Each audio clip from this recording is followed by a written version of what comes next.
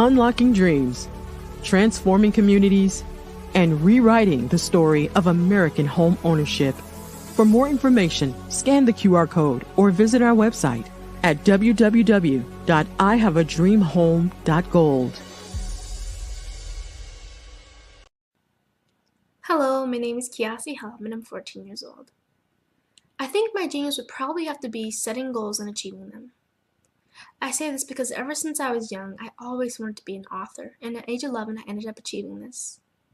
But not only did I end up becoming an author, I ended up becoming a public speaker, a publisher, a business owner, all these great things. The name of my business is Written by Kids Publishing Company. I decided to start this company because I thought it was important for me to help kids my age express themselves through literacy and just achieve their own goals. Because to me, achieving goals is the best thing in the world to feel. It's you just achieving things and aspirations that you set for yourself. And I know that everybody is capable of this, because even if you don't end up achieving the goal, you still tried your best, and that's the most important thing. And everybody is capable of this because genius is common. Thank you.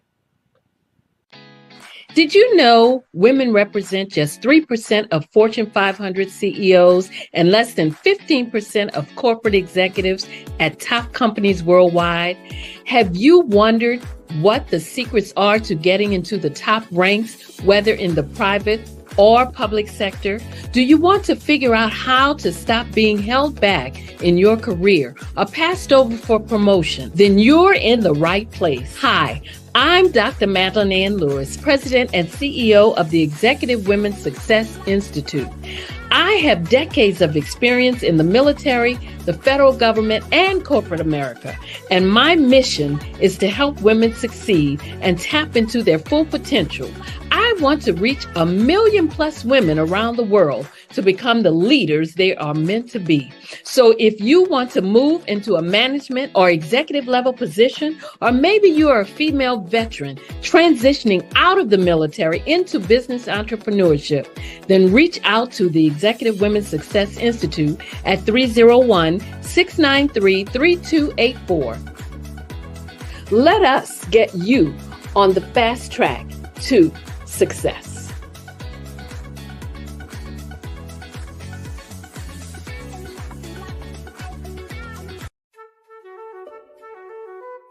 This is Dr. Arnold T. Petsworth. He's the owner of Petsworth Vet World, a veterinary clinic in Hopton, Connecticut. His patients include dog, cat, frog, fish, Goldie, dog, and this alpaca. Due to doctor-patient confidentiality, we can't tell you their names. Business at Vet World was steady, and then quarantine hit. Neighbors brought new four-legged friends into their homes. Bunnies. Bunnies everywhere. Dr. Petsworth welcomed these new patients with open arms. The only problem? There were more appointments than he could manage. That's when Dr. Petsworth turned to his American Express business card, which offers spending potential that's built for his changing business needs. He decided to hire a new assistant, Julio, and with spending power built for business purchases, he used his card to furnish a new exam room. Together, Dr. Petsworth, Julio, and American Express Business made sure all the pets of Hopton got the love and care they deserve. And everyone was happy. Get the card built for business by American Express.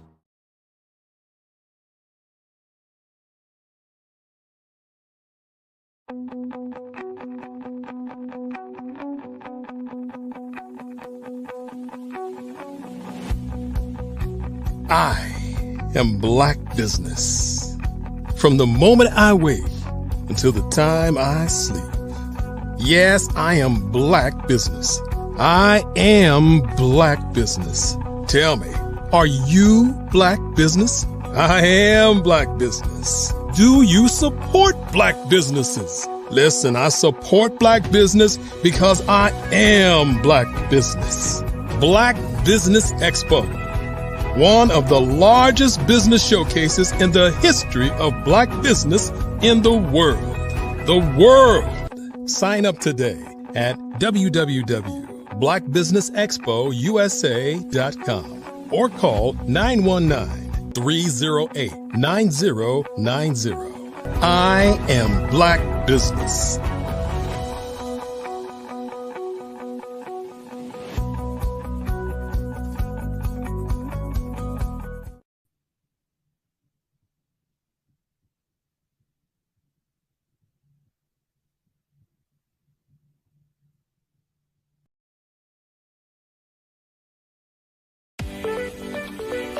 you are in the right place at the right time. The Black Business Network opens again for its Black Business Olympics, a 24/7 broadcast on business, strategies, global branding, social media marketing, finance, advertisement, and much, much more. Featuring the top, most powerful entrepreneurs and speakers and thought leaders from all around the world as they gather together for this phenomenal event.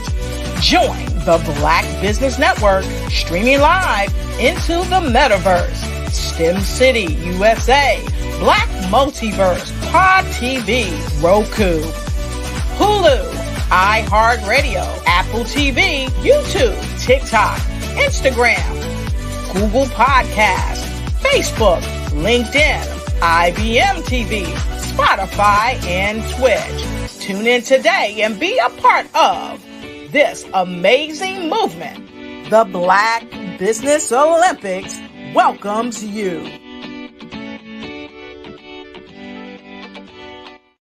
The Black Business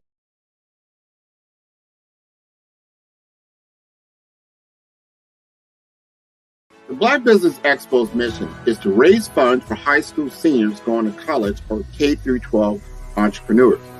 This expo is a fundraiser for students. Please, you may go to www.blackbusinessexpousa.com to donate to the scholarship fund or use the Cash App at $BBXUSA. Our goal is to give laptops and up to $5,000 to 10 students. Students can register online at www.blackbusinessexpousa.com. Every dollar counts. Please donate to the Black Business Expo USA Scholarship Fund.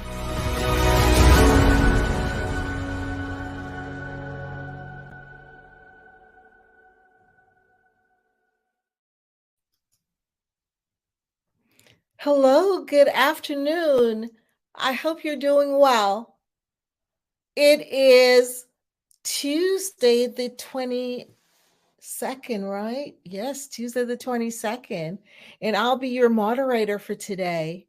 My name's Angela Baptiste, and we'll be talking with some wonderful people today and getting to know and learn more about their business. So I look forward to a great day. Now,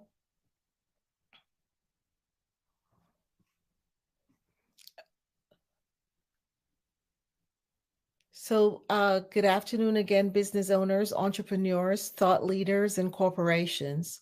Welcome to the Black Business Network.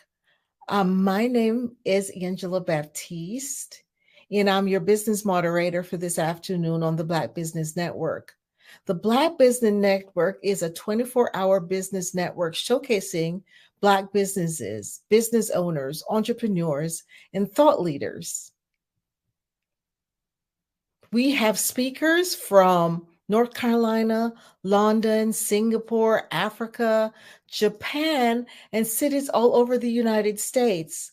The Black Business Network is a global community sharing its business knowledge to empower, inspire, and educate businesses about business. Today, our first speaker for this afternoon is Philomena Moncure. Philomena is an outgoing business advisor who looks to help anyone whom she comes across. Philomena has managed people in large revenue projects at the tender age of 17. That's when she started. She's an entrepreneur's advocate for all things growth, branding, and simple solutions. So I introduce you to Philomena.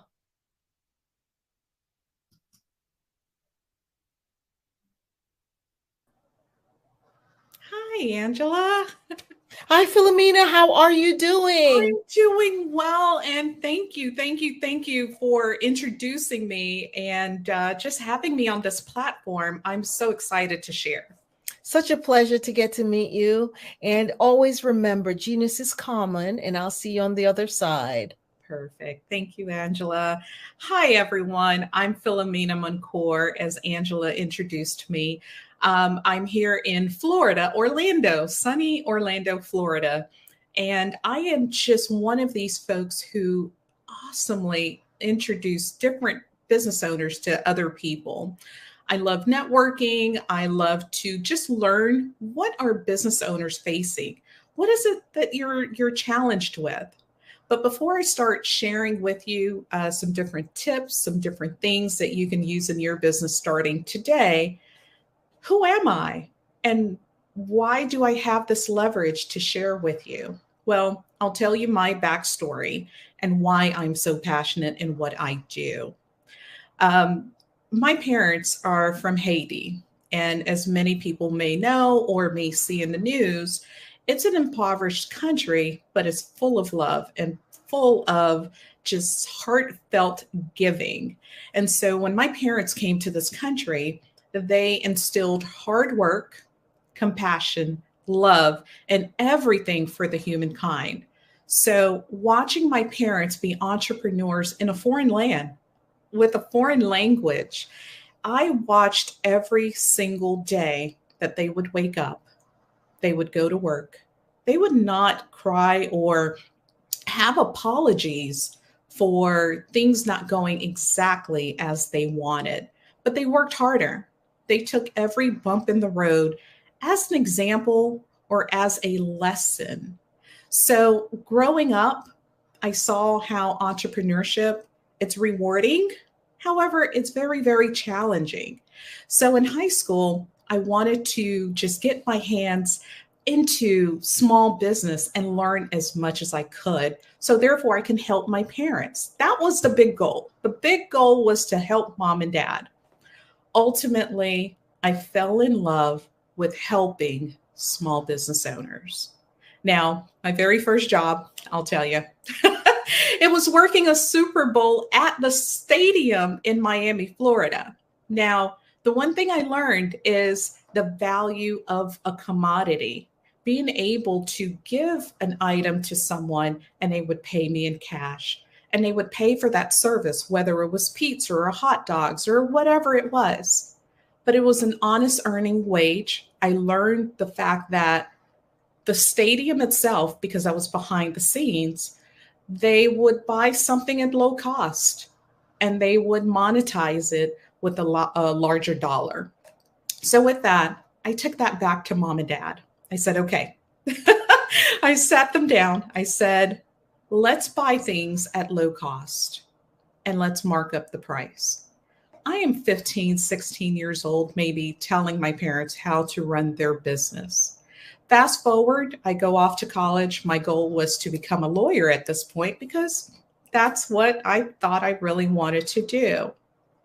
No, I really, really, really wanted to help entrepreneurs. At this point, my siblings, they were starting their own businesses. And as they are going on their entrepreneurial journey, they asked me to help. They've seen what I've done with mom and dad's business. They saw how we were trading internationally, how we cut costs and grew profits. And so automatically, they're like, hey, little sis, help me. My older siblings are in a medical field. One was in the trucking industry.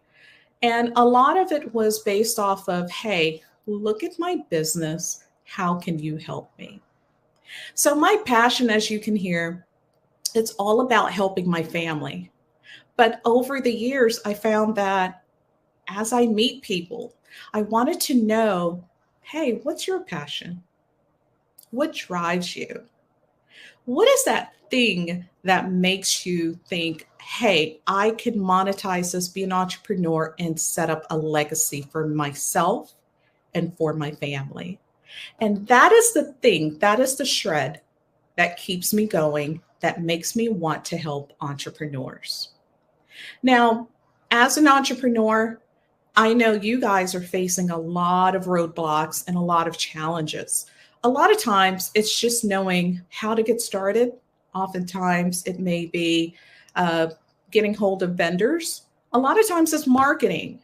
But all in all, as an entrepreneur, there are so many challenges that you're facing. Now, think of this question. How many times have you sat at your computer and you thought to yourself, is there a better way? Now, are you facing daily demands with running your business? Is there something that's always taking up a lot of your time? I want you to do this. Grab a piece of paper. I want you to write down 3 things that you do on a daily basis for your business. I'll give you some time to write those 3 things down. Now, I want you to add another 3 items, things that you know you cannot end the day without doing for your business. That makes a total of 6 items that you're doing for your business every single day.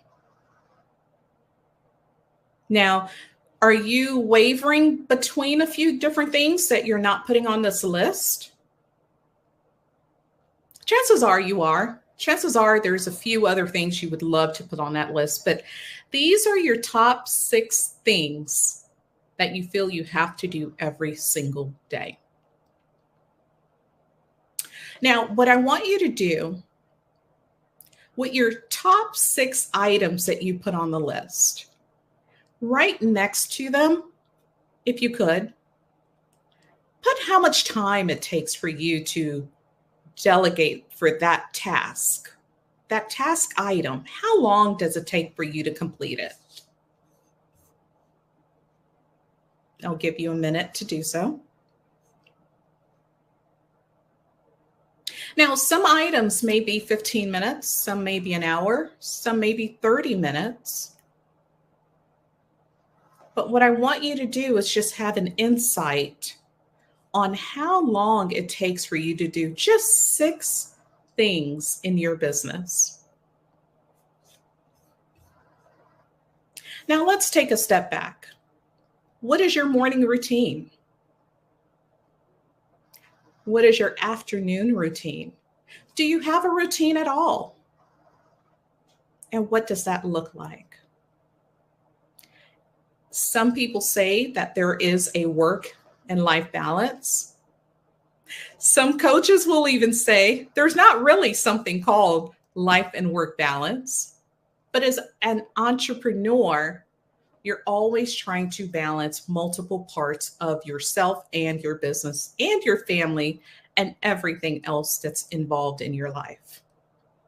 Now, looking back at your list, do you feel like there's some other things you may have put on that list instead? Are there a couple of things you feel that maybe it's not that important and you want to cross off? Feel free to.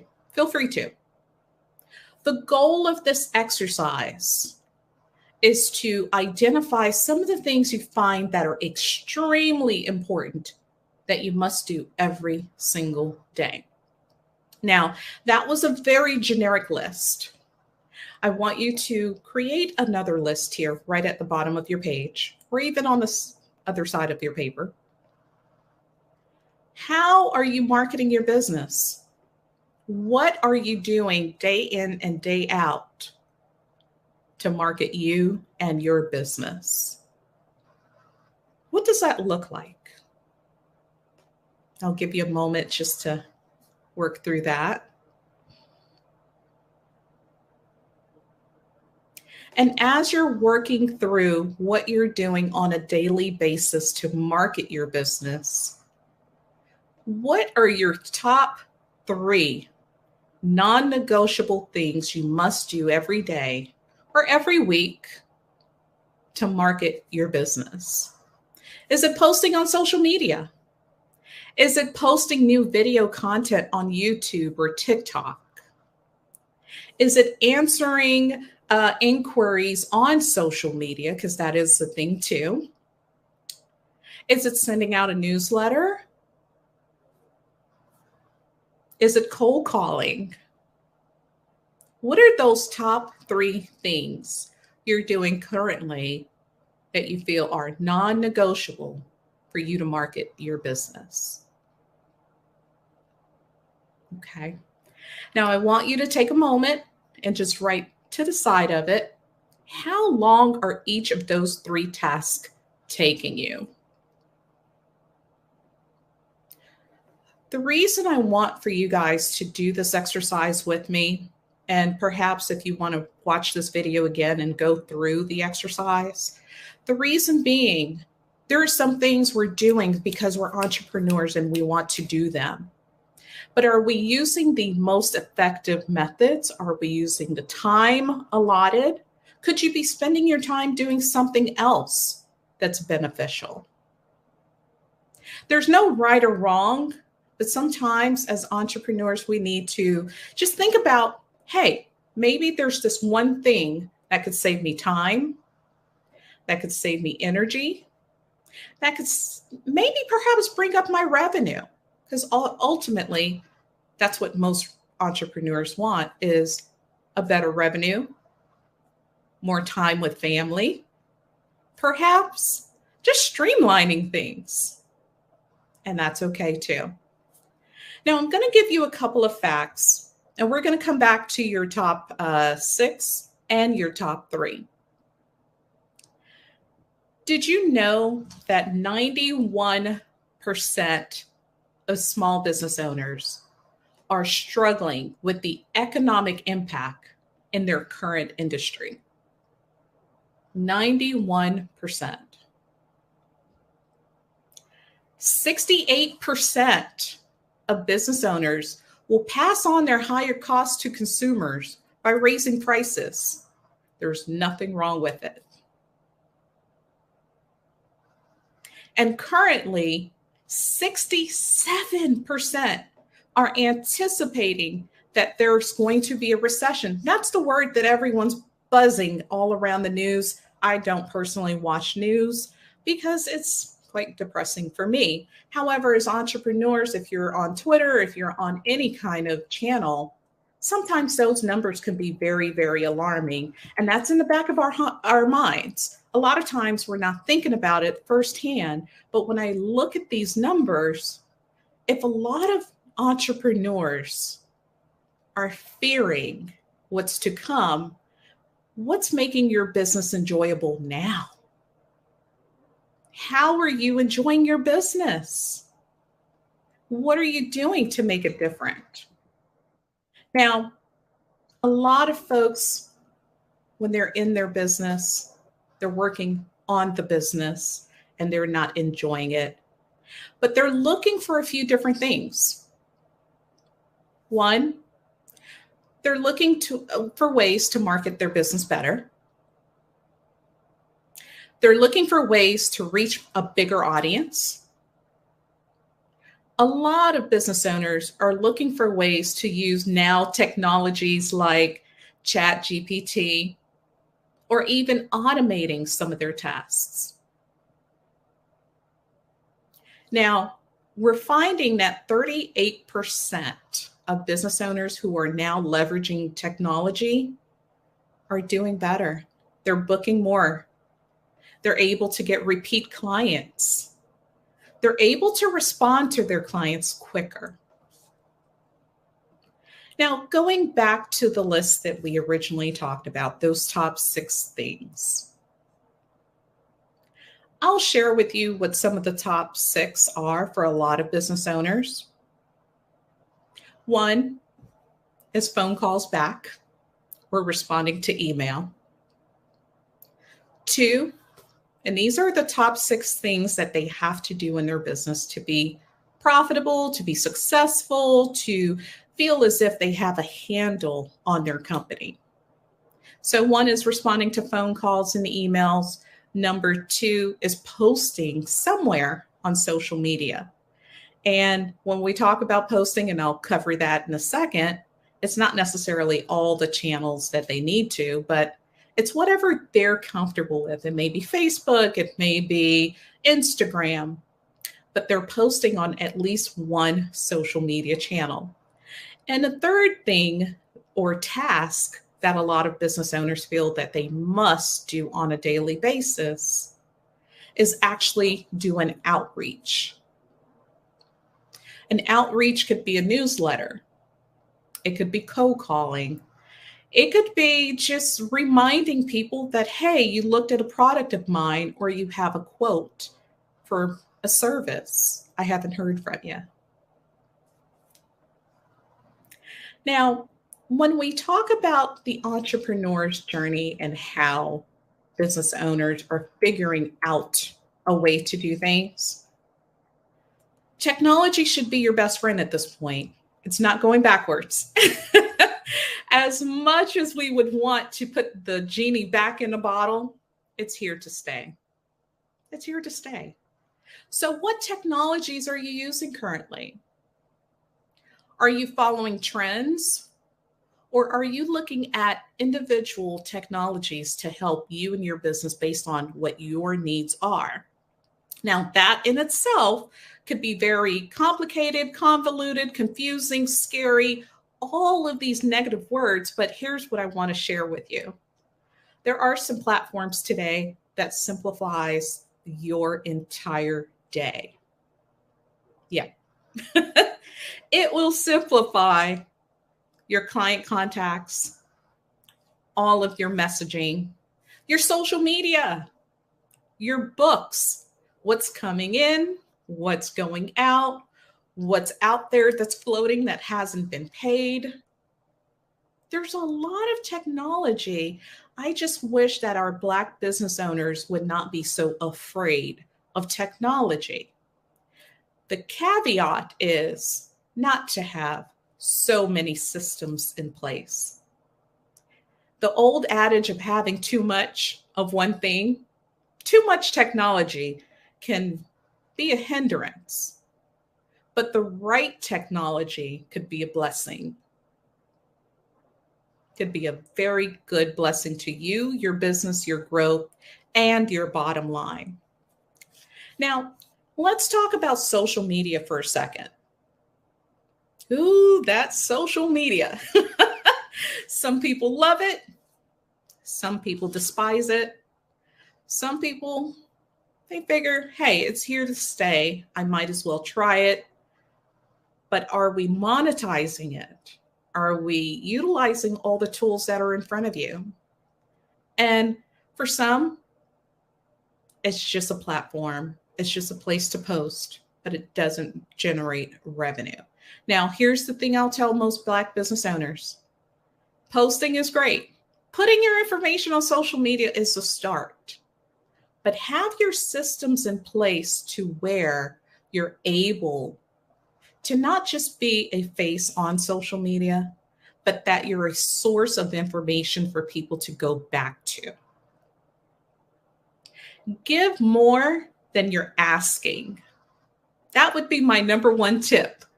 Give more information, give video, give content on things that people can do to resolve an issue that they may have within your line of business. For example, carpet cleaner.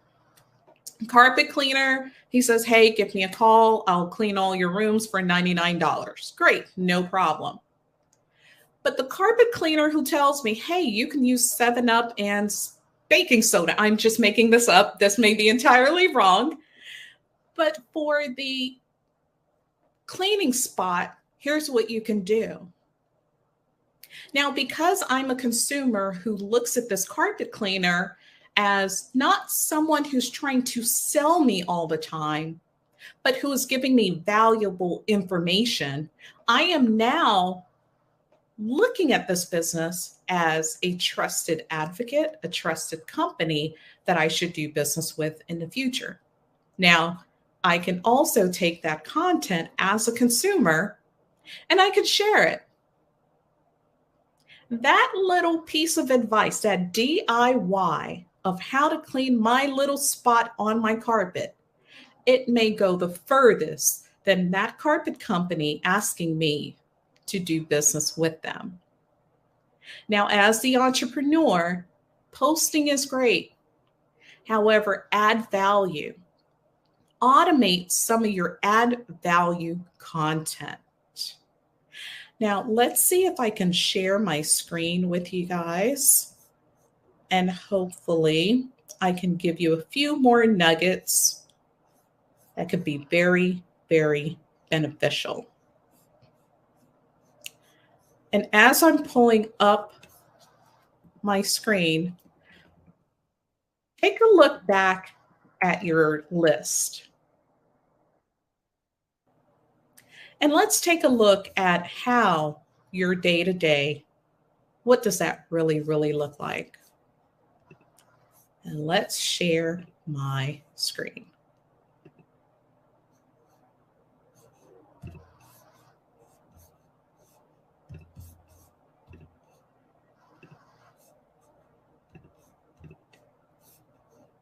Perfect.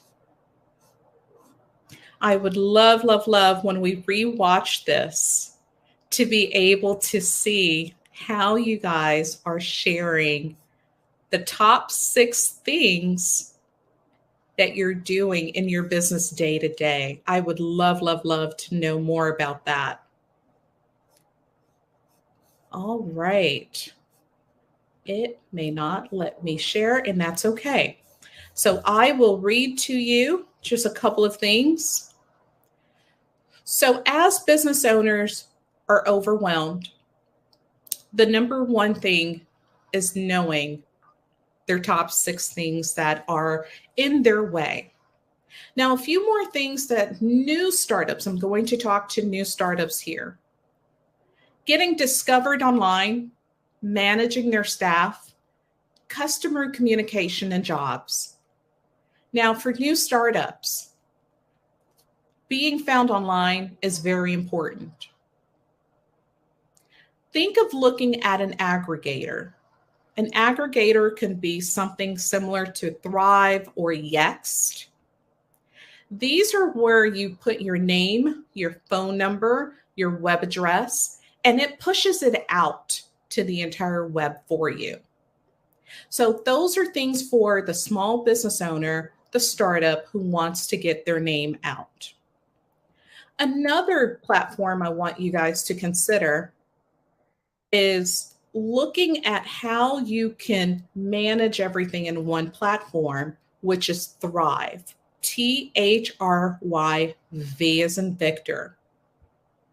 And if you want to know more, you can definitely visit me at callphilomena.com, and where I show you a bit more about your reputation online, posting into different medias like your Facebook, your Twitter, Instagram, LinkedIn, all in one platform, guys. So it's not as if you're going to Facebook individually, Twitter individually, but you're posting one piece of content and it's going out to the web.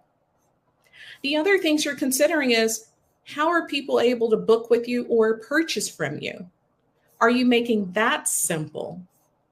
And if you're not, then that's also taken up more time in your day. Are you looking at your calendar? Are you integrating your calendar with your website? So maybe someone has a question. They may have a simple question that differentiates with them pulling out their credit card to do business with you, or them just walking away and saying, not now. Putting a calendar on your website for maybe a 5 or 15-minute phone call makes a huge difference. Another thing I want you to consider is your call to action.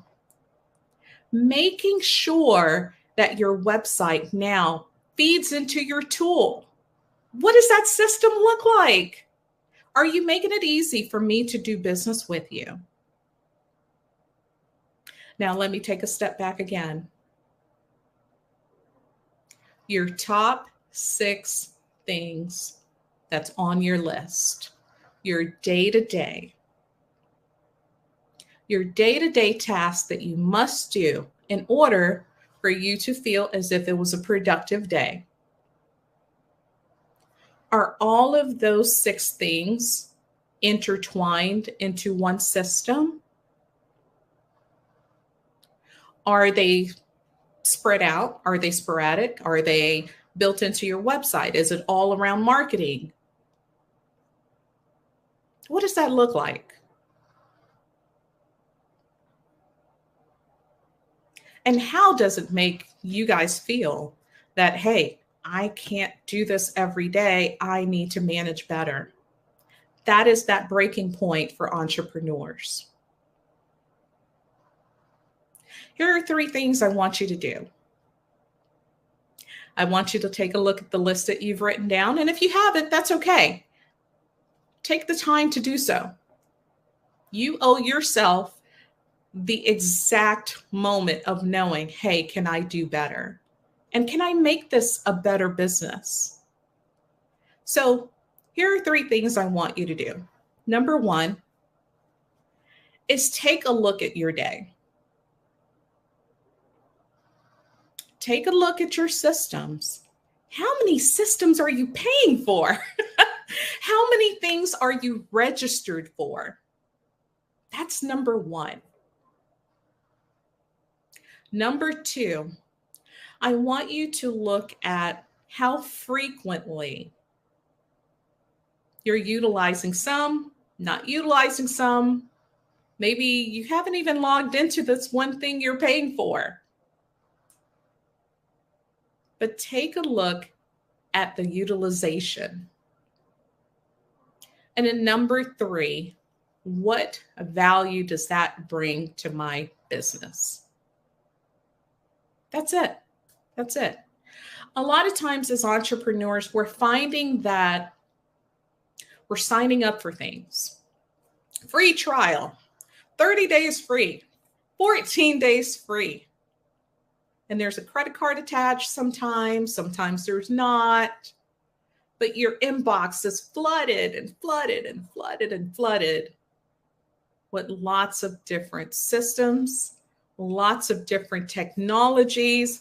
Some you haven't even touched. Why?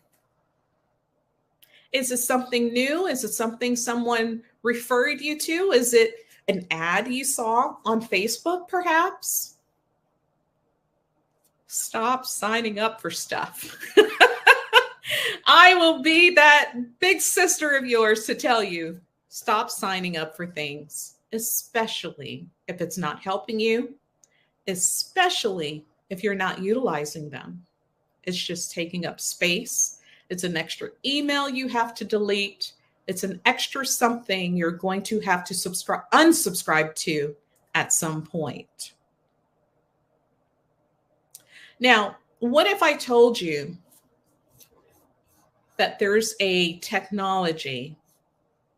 There's a few, quite frankly, there's a few technologies that will help you with your online listings, your website, your social media, your invoicing, your appointments, your communication with your clients, your document storage, your responses, getting reviews on Google, getting reviews on Facebook, marketing automation.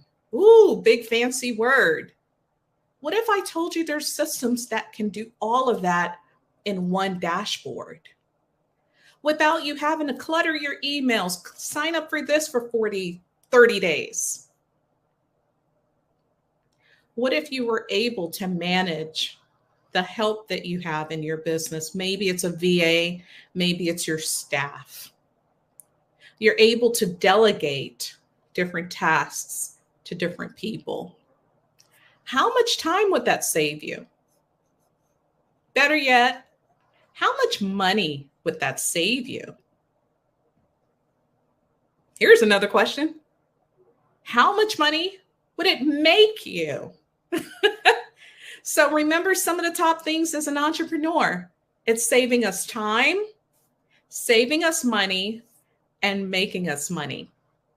To me, those are some of the top 3 things for entrepreneurs that they're always talking about when it comes to marketing or even software or systems. It's who can save me time, save me money, and help me grow my business.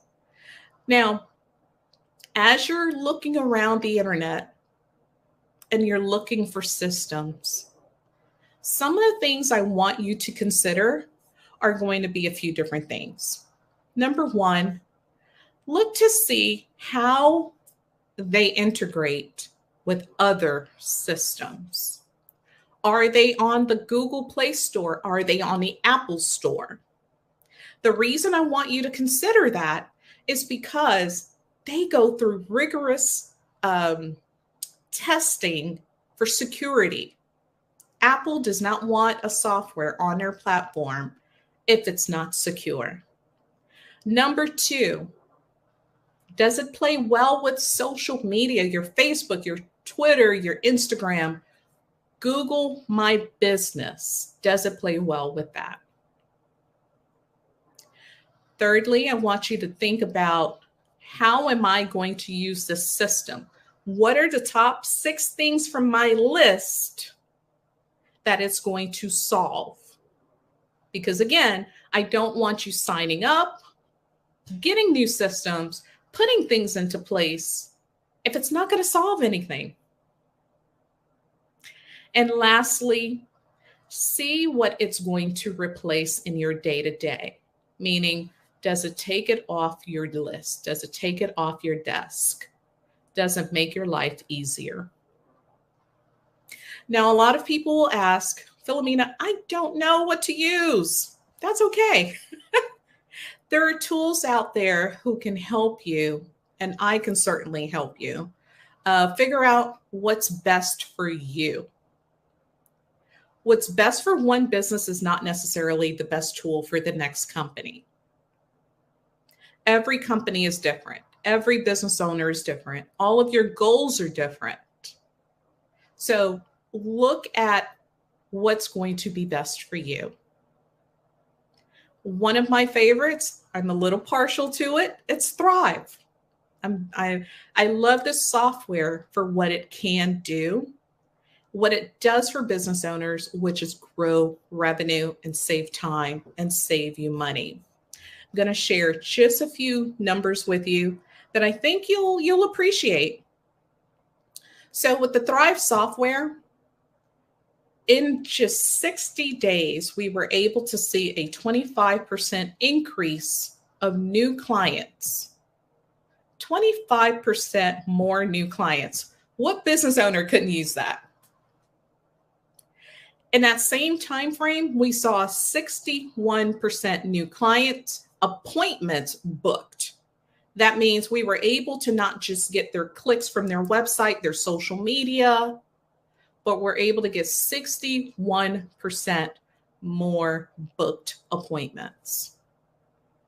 And then in over a year, 86% more revenue through those same bookings. So it's not just that they booked an appointment, but there was also some nurturing that happened. So we were able to keep in contact, automating, those contacts with those business owners and clients. So they were able to turn not just the not now, but into advocates and into eventual clients that were spending money with them. So just automating just a couple of tasks within the business, we're able to grow them by 80+%. Who wouldn't want that in their business? When it comes to your small business, I would challenge you to simplify your processes. I would challenge you to get systems in place. A system in place that automates, saves you time, grows your business, and helps you just take off a little bit of that stress. I am Philomena Moncour. You can reach me at phone number 407-733-7776. You can also reach me at my landing page, which is callphilomena.com. That's callphilomena.com. I am so grateful for you watching this and having me participate in the Black Business Network. They're doing amazing, amazing things for our community. So just want to say thank you to everyone, and hopefully you've grabbed just a nugget or two and you're able to grow your business and get to those goals that you want. Good luck, and I hope to help you at some point.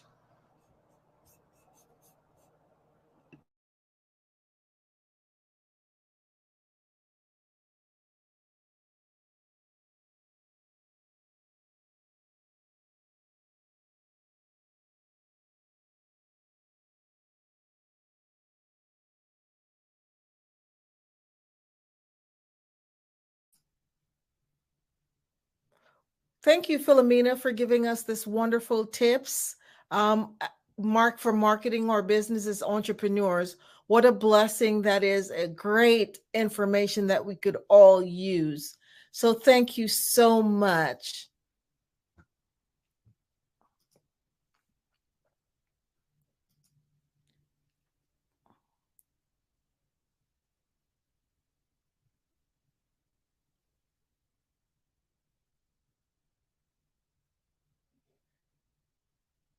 Hey guys, my name is Caden. I'm the CEO of Caden Teaches, and my genius is teaching kids about financial literacy. Throughout my financial products, such as my financial flashcards, my activity book, and my newest project, my financial bus, which I bought. And on the bus, it has a mock bank where kids will learn how to deposit and withdraw money, a mock grocery store where kids will be able to learn how to have a family budget, and a mock stock exchange where kids will even be able to learn how to invest in stocks. Now, I decided to start teaching kids about financial literacy because I find that most kids graduate high school without even knowing the basics about financial literacy. And I feel if I were to teach kids about financial literacy, that I would be able to help kids tap into their genius. And I actually learned about financial literacy to my dad because I would go to business meetings with him, and I would always see that they were talking about financial literacy. And at that point, I didn't understand what financial literacy was. So I took it upon myself to learn about financial literacy and teach it to kids in a way that they could understand. But I want you guys to help me help kids tap into their genius by going to my website, cadenteaches.com, and you can sew into me in my financial bus by going to my GoFundMe link. And remember, if Caden can, you can too. Because genius is common.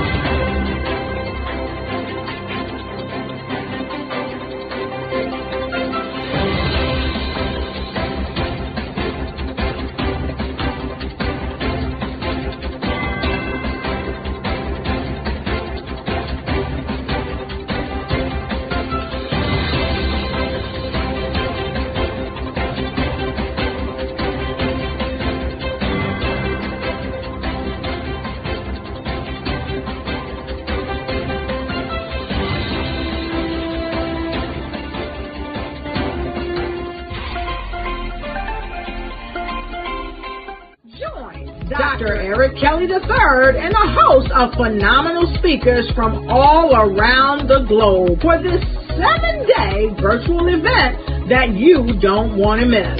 The mission of the Black Business Expo is to raise scholarship money from kids all the way from high school, all the way from college. The Black Business Olympics is one of the largest Black business showcases in the world. It is an opportunity for businesses and companies to showcase their businesses globally. We are going to be giving away laptops up to $5,000 away to students.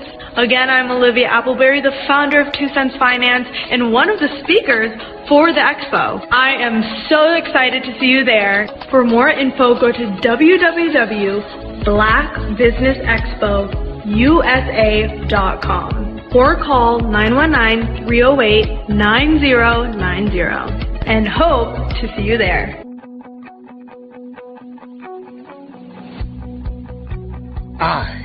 am Black business.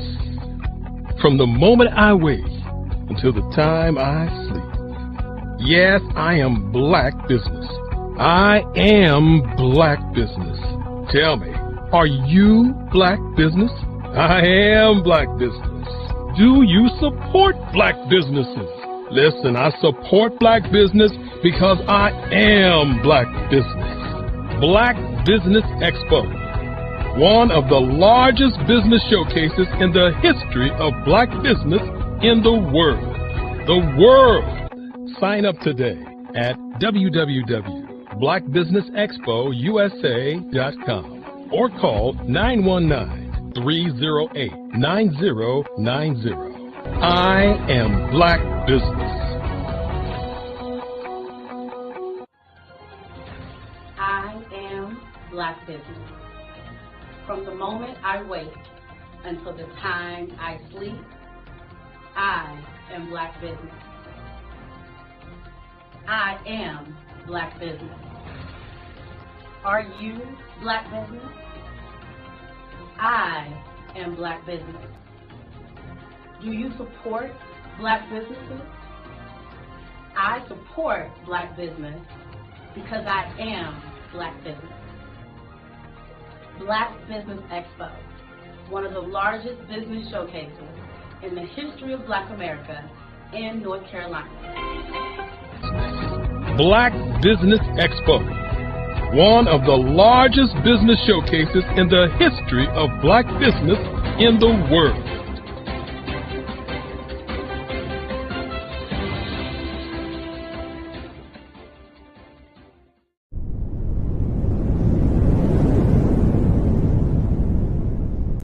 I'd like you to imagine with me, if you will, opening an app where you can collaborate with like-minded individuals from around the world, get inspiration and in-app tools to launch and grow your business, as well as share your knowledge and earn compensation, all in one app.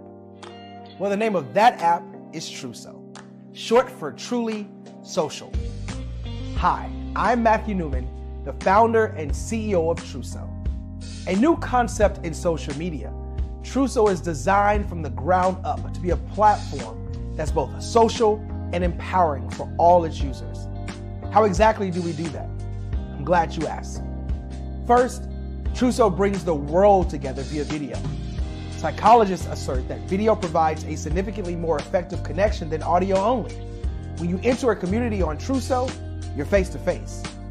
Second, on Truso, you don't have to have 1 million followers to monetize. Our business model allows all hosts and moderators to monetize, no matter the size of your following, by 1, producing fee-based content, and 2, inviting others to join the platform as subscribers. Even more, Truso has an in-app resource library with over 100 free resources, forms, and documents to help you build your brand and grow your business. Third, Truso is inclusive. The deaf and hard of hearing communities make up 360 million people worldwide. Unlike audio-only apps, Truso embraces this community, providing a networking platform that allows them to participate via video and closed captioning. We even have a deaf and hard of hearing foundation in the works as well. Fourth, Truso is both social and safe. We refer to Truso as a virtual extension of the beauty shop, barbershop, and brainchild of the community. A place where there's laughter, along with wisdom, growth-oriented conversation, and genuine connections in a safe space. Truso even has proprietary security to ensure we maintain a safe environment for everyone. Where are we at now? Truso is live, y'all. We've launched in beta, and we're acquiring users daily. We have an incredible development and marketing team, plus amazing celebrity influencers at the table, helping us spread the word around the globe, beginning within the African diaspora and beyond by creating a safe space for growth, connection, and collaboration. We're truly excited about Truso. We've created something special for which there is a global market. And we invite you to embark on this journey with us as a shareholder. The future for Truso is truly bright. Join us and let's go there together.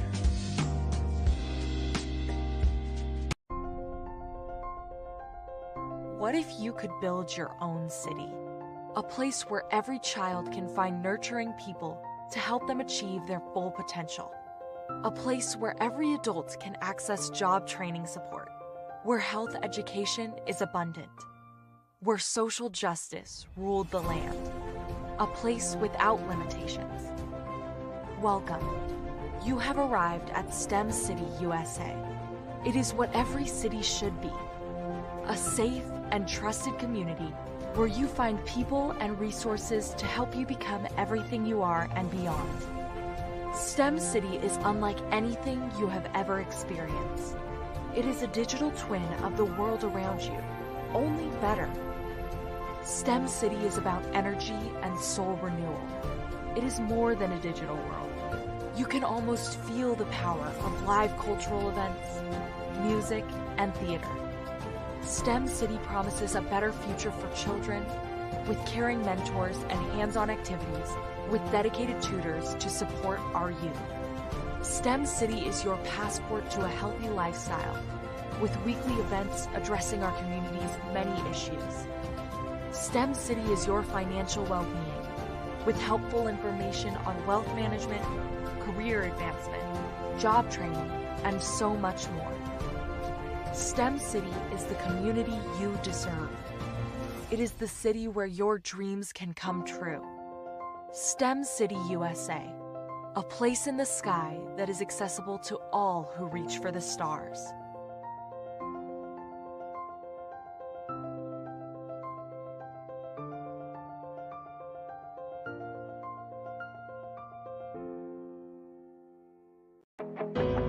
I am Black business. From the moment I wake until the time I sleep, I am Black business. I am Black business. Are you Black business? I am Black business. Do you support Black businesses? I support Black business because I am Black business. Black Business Expo, one of the largest business showcases in the history of Black business in the world.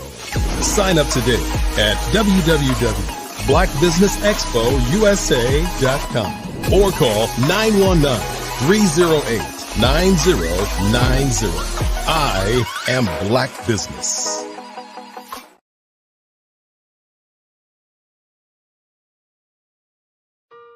Hello, this is Israel, and I am CEO of Daydreams Interactive and author of Princess Planet. So, genius is common, and as a kid, I loved to daydream. Even as an adult, I loved to daydream. And when my daughter became 6 and loved princess characters, but we just could not find the diversity that showed her, we created our own characters. So, for instance, you have Princess Nulu right here. Princess Nulu is from Uganda, and her genius is that she loves to take care of animals. She can actually even listen and hear what they say. And then we have Princess Isabella right here. Princess Isabella, she's from Cuba, and her genius is biochemistry. One day she hopes to eliminate disease. Then we have Princess Nia right here. And Princess Nia is based off of my daughter. And she is what she wants to be, the greatest dancer alive. So that's her genius. So what's your genius? My genius is my imagination. Genius is common.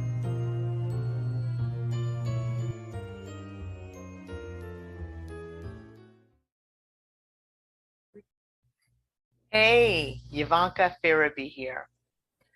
I'm the founder and executive director of Beyond the Shackles. We're a nonprofit that instills hope in the incarcerated, disenfranchised, and their families. But we don't stop there, because what we know is that you don't have to spend one day behind physical bars to be in shackles in your heart and your mind. And we help people to rise up. What is my genius? I'm a life elevation coach and strategist. I'm a motivational speaker, and I help people to navigate the difficult terrain of adversity. Do you know that you can build the most beautiful masterpiece from the rubble that might lie at your feet from the most difficult of times? Well, you can.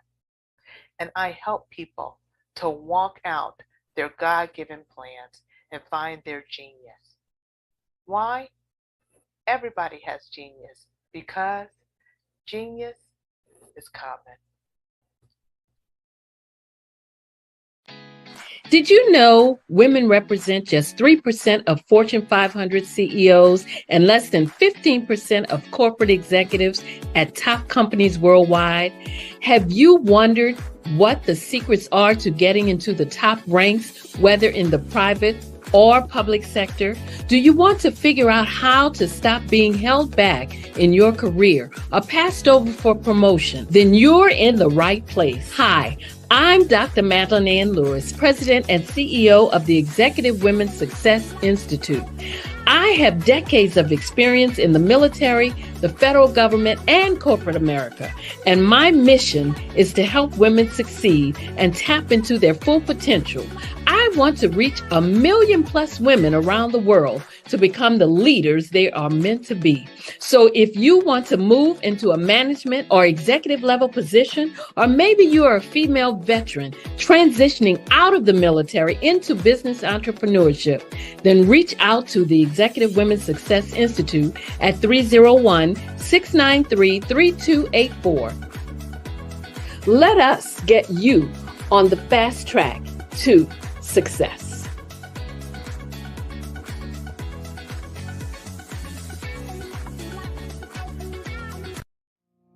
Did you know that approximately 333.34 million businesses exist today, according to a report from 2021? And you may be one of those businesses, or maybe you're not in the business market yet, but you're aspiring to be a business owner. Well, guess what? You're in the right place at the right time. Because let's face it, everything is about timing and opportunity. Hi, my name is Dr. Lotus Richey, and I'm the CEO and founder of the Lotus Richey Coaching and Consulting LLC, along with the Lotus Richey Ignite Show. 15 minutes of success with Dr. Lotus Richey, as well as books to boom your business and bring who you are. And today, I want to bring this amazing message to you about the Black Business Network and the Black Business Olympics. See, the Black Business Network and the Black Business Olympics is designed to help people just like you, that's right, that look like me, to take their business to the next level. Not just in your front yard or your backyard, but globally. The Black Business Network and Black Business Olympics is designed not to just help you survive, but to help you thrive. So join us today as we come together with businesses all around the world to support our students, our children, our young teens, our young entrepreneurs. What we do is we come together to help raise funds for students who are aspiring to be business entrepreneurs, who are aspiring and who are thriving in college. We endow them with a wonderful opportunity to gain scholarship of either a laptop or several thousands of dollars. And we invite you to help be a contributor to this amazing opportunity to help someone that looks just like you. So join us today at our website and let us connect with you and help you ignite and take flight in every area of your life on the Black Business Network and the Black Business Olympics. I'll see you on the other side.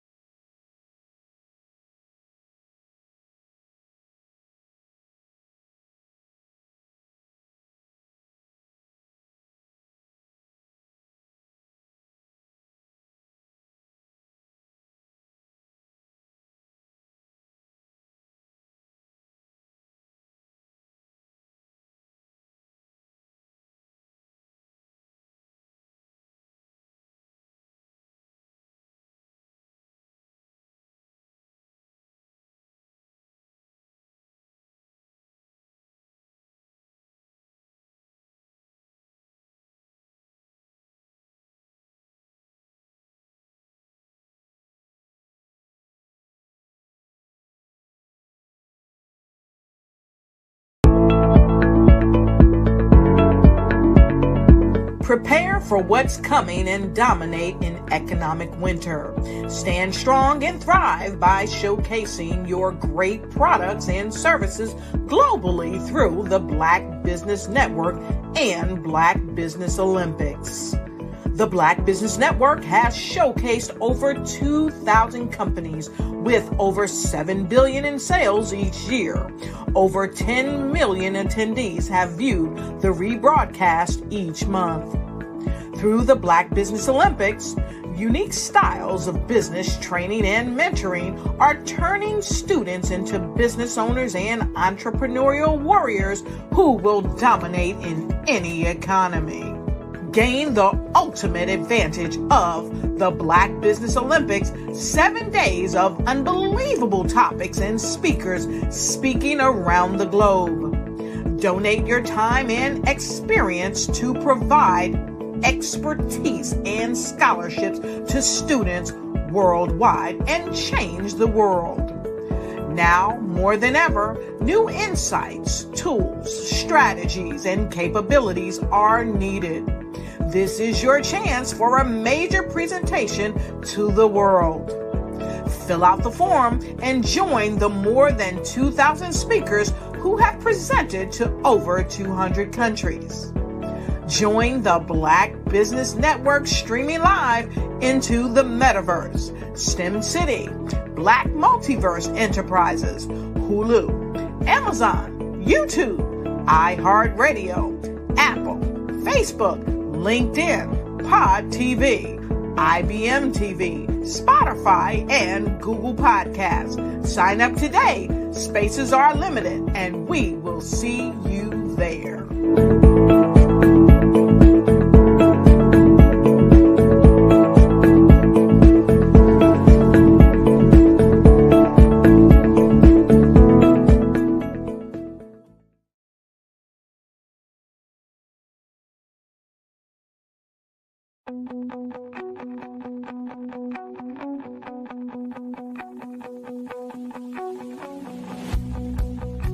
I am Black business. From the moment I wake until the time I sleep. Yes, I am Black business. I am Black business. Tell me, are you Black business?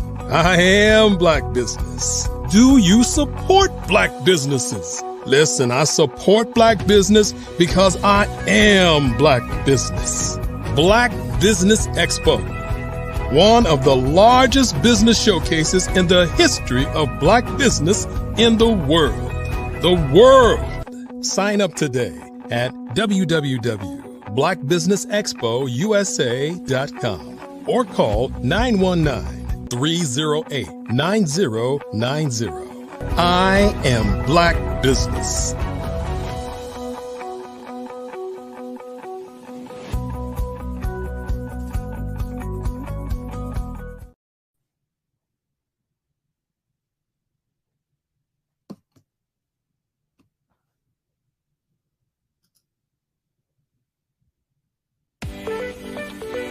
You are in the right place at the right time. The Black Business Network opens again for its Black Business Olympics, a 24/7 broadcast on business, strategies, global branding, social media marketing, finance, advertisement, and much, much more. Featuring the top, most powerful entrepreneurs and speakers and thought leaders from all around the world as they gather together for this phenomenal event. Join the Black Business Network streaming live into the metaverse, STEM City, USA, Black Multiverse, Pod TV, Roku, Hulu, iHeartRadio, Apple TV, YouTube, TikTok, Instagram, Google Podcasts, Facebook, LinkedIn, IBM TV, Spotify, and Twitch. Tune in today and be a part of this amazing movement. The Black Business Olympics welcomes you.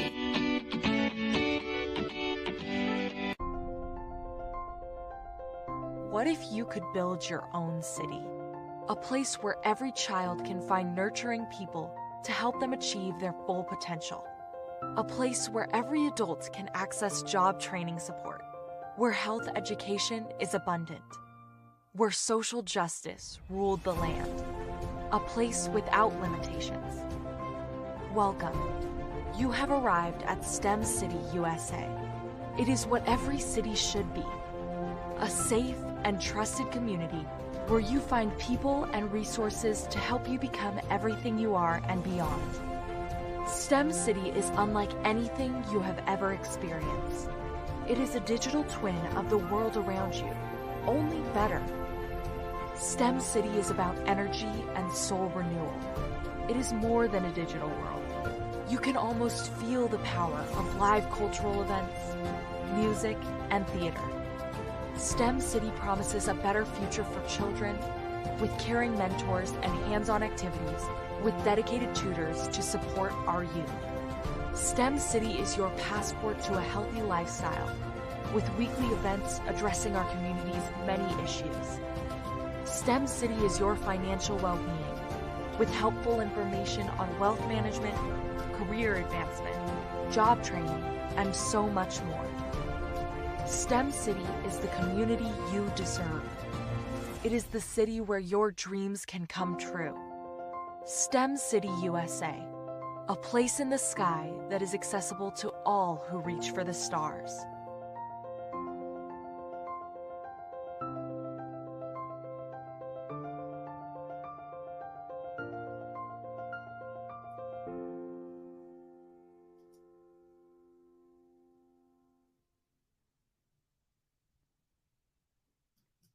Good afternoon, business owners, entrepreneurs, thought leaders, and corporations.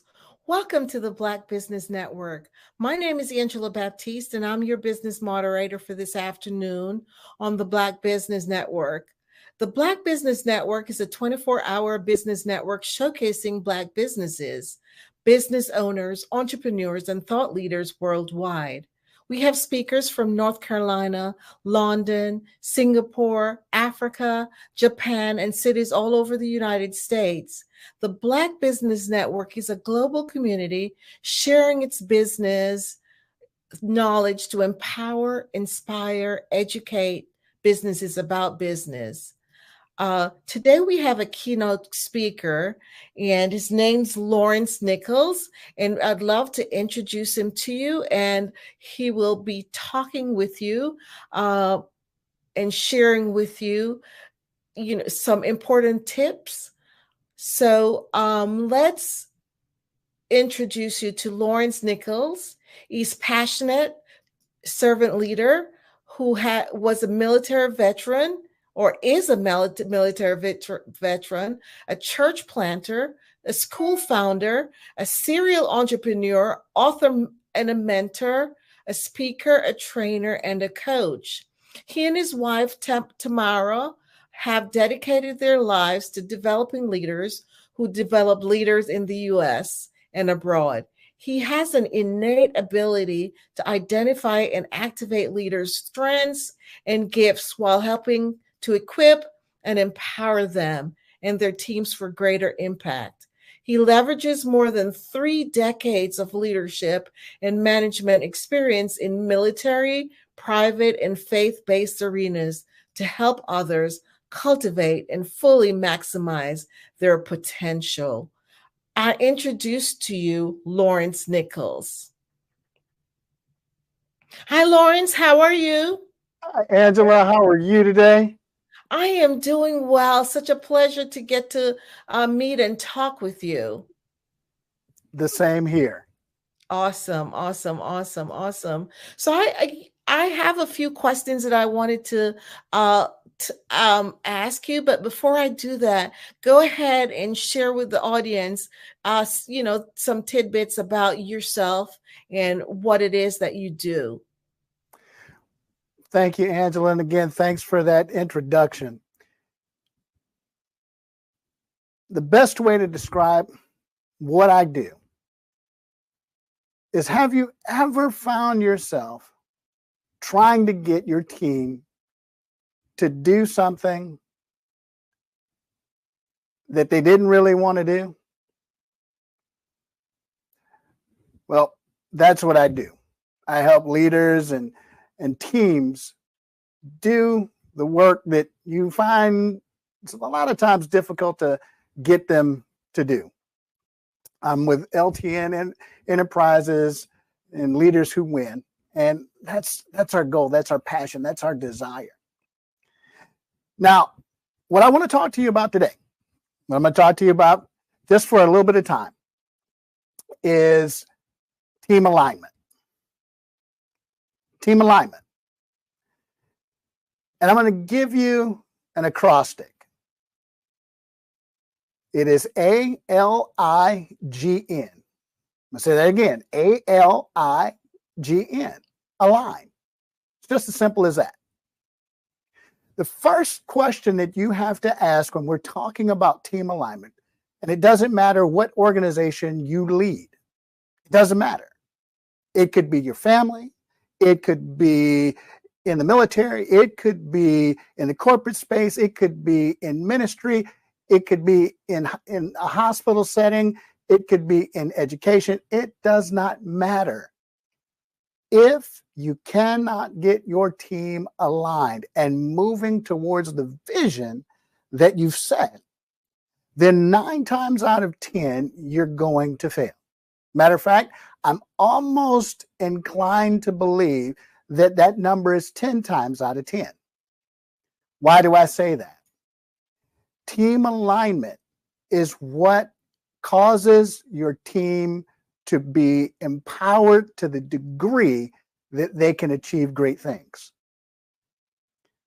Most organizations fail to get their teams properly aligned, and they end up with headaches and heartaches that often cause them not just a bunch of emotional distress, but it will cause them financial distress as well.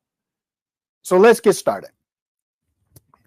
The first question that you have to ask is why, or let me put it this way.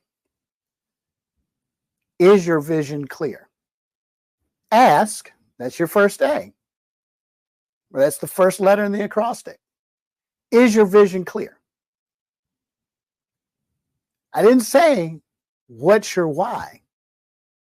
I asked, is your why clear? You've got to ask that question because that's going to be the fire that fuels you to develop your team, to build your team.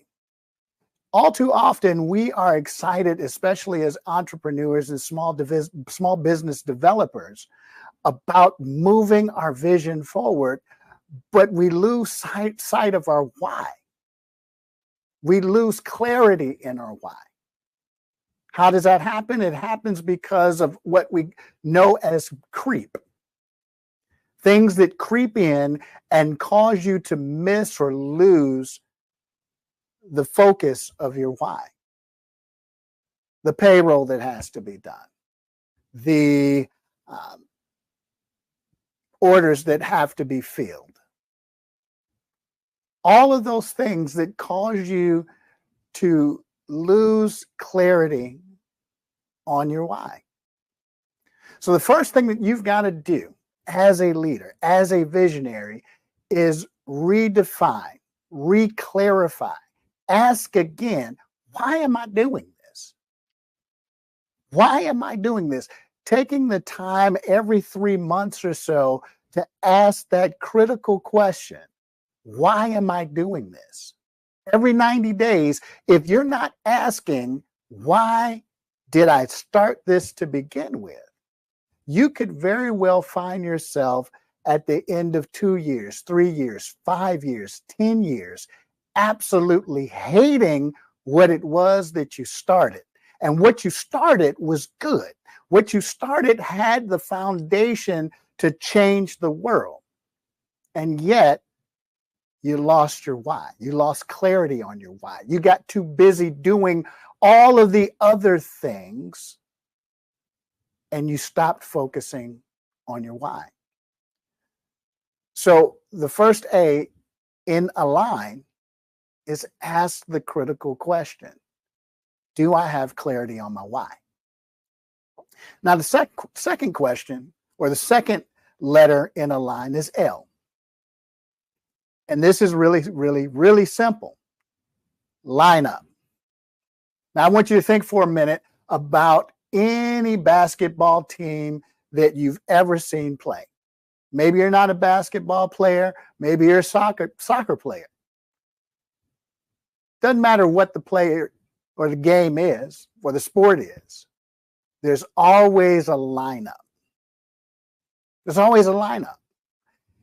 It's important that when you're building your team, you get the right lineup.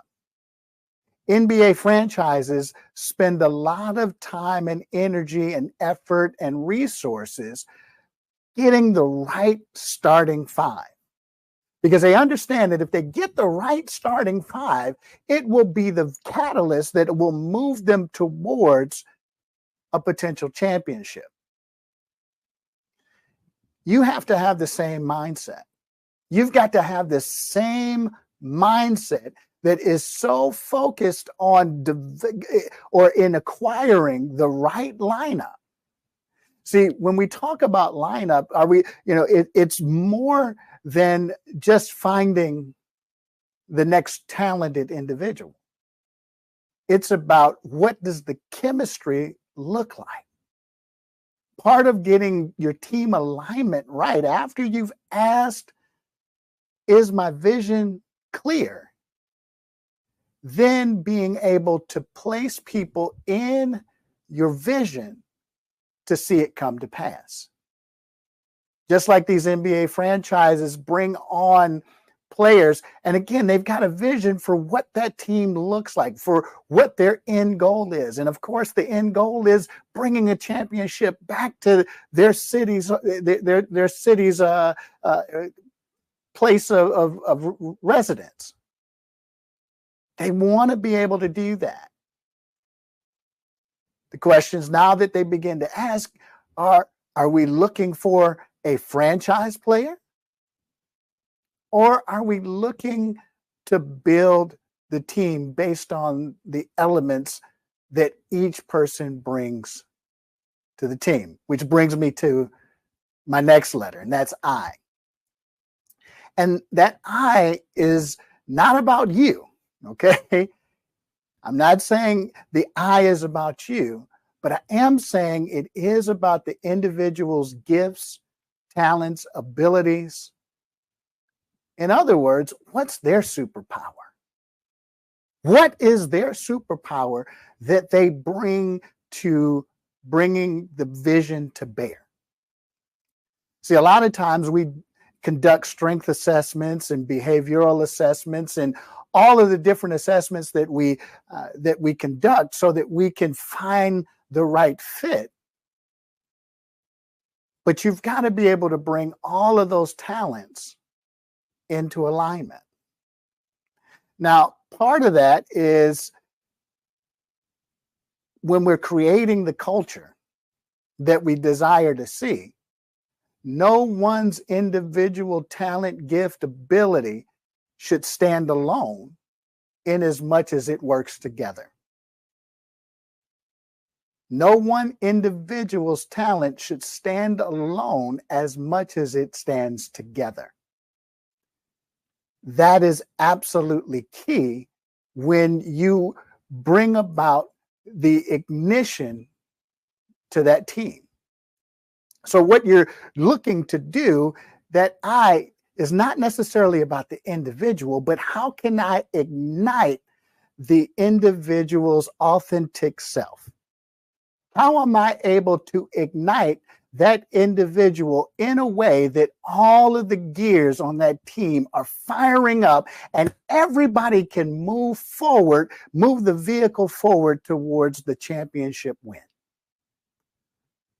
So I've got to ask for that clarity of my vision.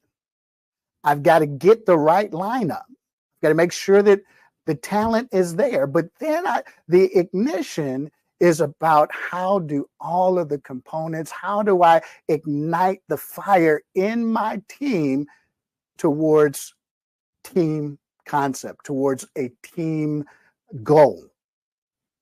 See, we can have individuals on our team that are all about themselves, and then we're wondering why we're frustrated and we're not seeing the results we want to see in our businesses. We're not seeing the results that we want to see in our organizations.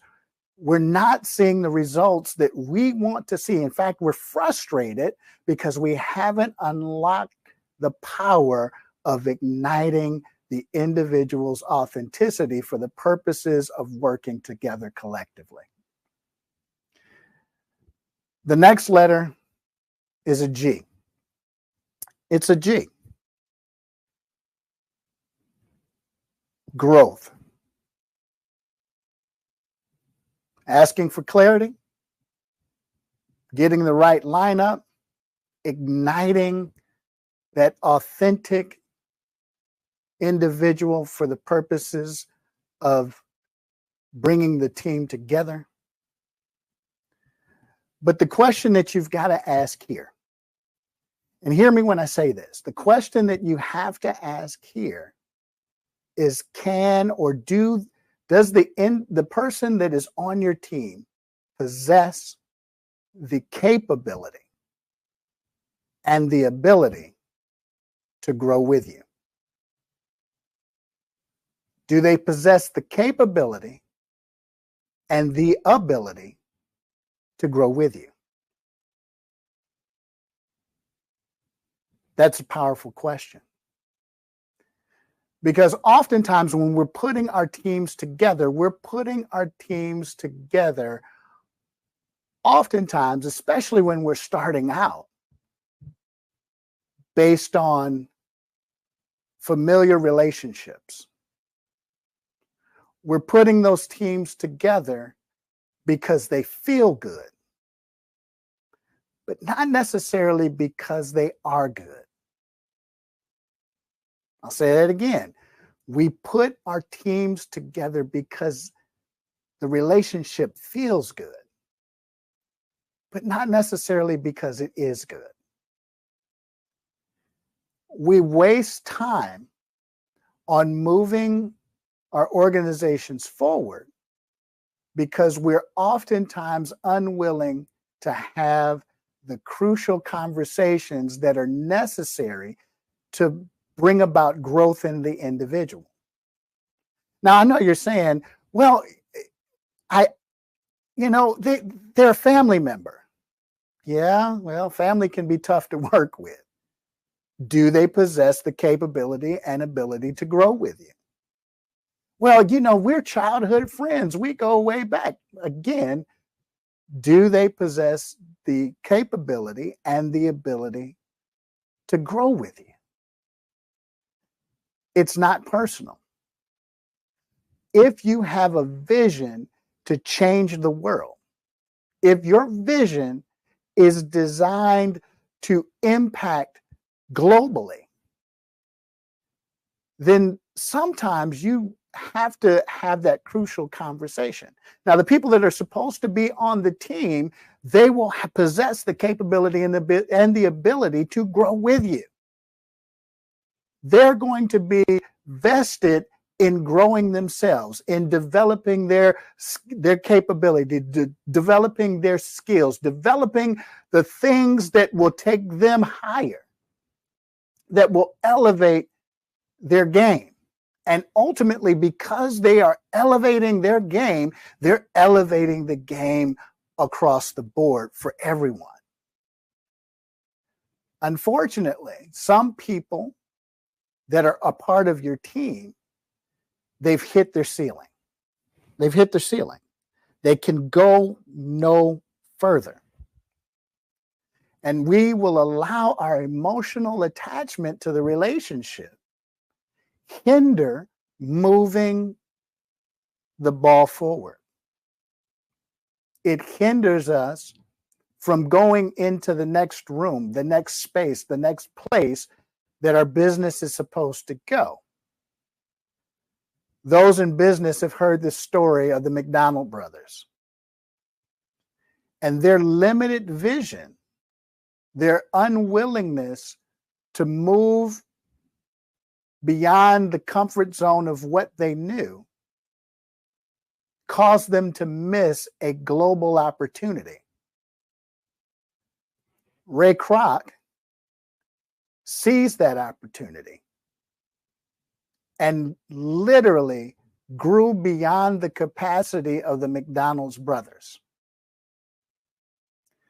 If you're looking to take your organization from just helping a few to helping the ones that you have been called and created to help, then you may have to ask the question, do the team members that I have on my team right now possess the capability and ability to grow with me?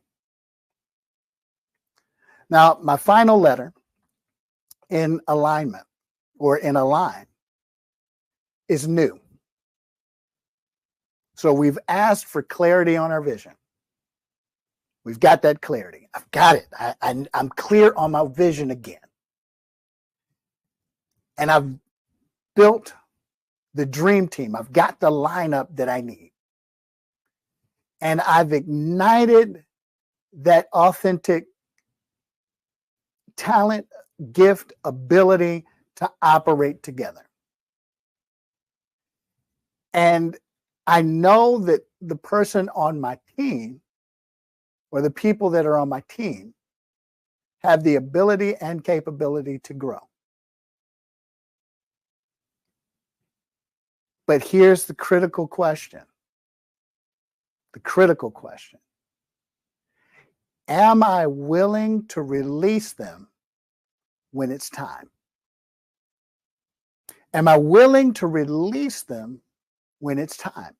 I've put all of this effort into growth and development in this individual. I've put all of this time in trying to get them on board. I've put all of this time. But the critical question is, am I willing to go in a new direction when it's time? Part of the roadblock to success in any organization is the fact that we like all of our toys in our sandbox at our zip code. We want all of our toys in our box in our zip code. In other words, we're not willing to share. We don't want to share. And so we will create narratives that induce limiters in our organization. We say that we're global, but we won't allow the person that should be released into that new territory, that new region, that new area of business to move and flourish into that area. Why? Because we may have become more reliant on them than we should have, when in fact we should have been reproducing them so that we gave them space to grow into their next, to grow into their new. We've got to be able to ask, what is next after we've developed or after we've assembled our team? Too often, and I've seen it more times than not, we put so much restriction on an individual that we frustrate their greatness. We frustrate their genius. In the Black Business Network, Dr. Kelly talks about and embraces and embodies the fact that genius is common. But you as a leader can frustrate genius if you give genius no place to go. When we as leaders don't give genius an opportunity to to expand into something greater, we in fact create hostile environments. Because remember, understand this, your team will only remain as long as you can answer the question, what's in it for them?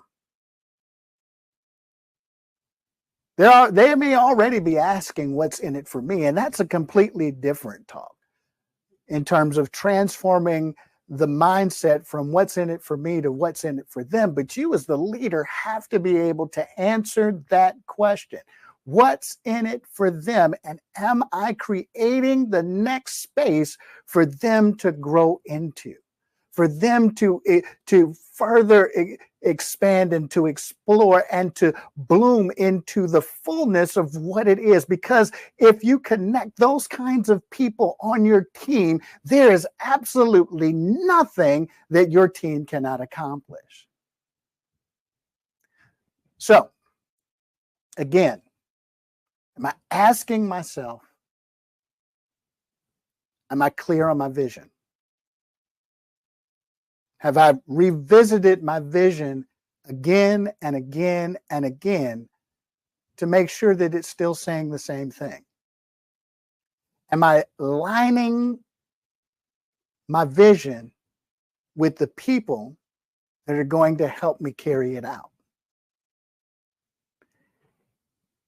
Am I igniting the gifts, talents, abilities of those that are along this journey to a win, that they would work together as a team? Do I have the growth mindset that I am investing in their growth and I'm also investing in my own personal growth? And finally, the end, am I considering what's next? What's in it for them? When we align our mindset, when we align our teams along these lines, what we're going to find each and every single time is that we create teams that are aligned to win.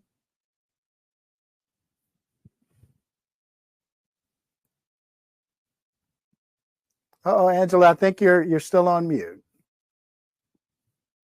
Thank you so much, Lawrence. How powerful that was, being able to be in alignment, right? Powerful message for teams all over and leaders in order to be successful and get the successful outcomes that they desire. I just wanted to find out from you, what led you to your interest in helping organizations grow and develop their people? That's a great question. Over the years, I have always found myself in places or positions that I could quickly identify where the issues existed in the organization. Mm-hmm. But all too often, no one was willing to address those issues. In fact, what I found happening more often than not, people would ignore those issues.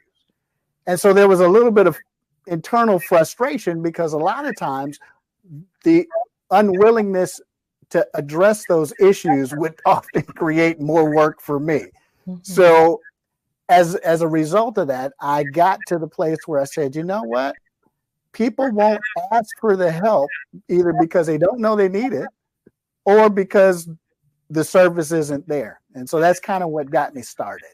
It's just my personal frustration with seeing gaps in bringing people into a place that could open up those doors of understanding and doors to expand and move people beyond where they were. Awesome. Thank you for sharing that. Now, we'd love for you to share your connections, your contact information. Absolutely. So I can be reached on pretty much every social media outlet that there is, but primarily between LinkedIn, as well as Instagram, Facebook, is LTN Leaders Who Win. LTN Leaders Who Win. And you can find us in any one of those social media spaces. You can also reach out to me at 757-741-8044. Or you can reach me at admin@ltnenterprisesllc.com. So any of those spaces. Thank you so much, Lawrence. It's been a wonderful opportunity to get to meet you, and definitely learned a lot. So thank you. And always remember, genius is common, and I'll see you on the other side. Thanks, Angela.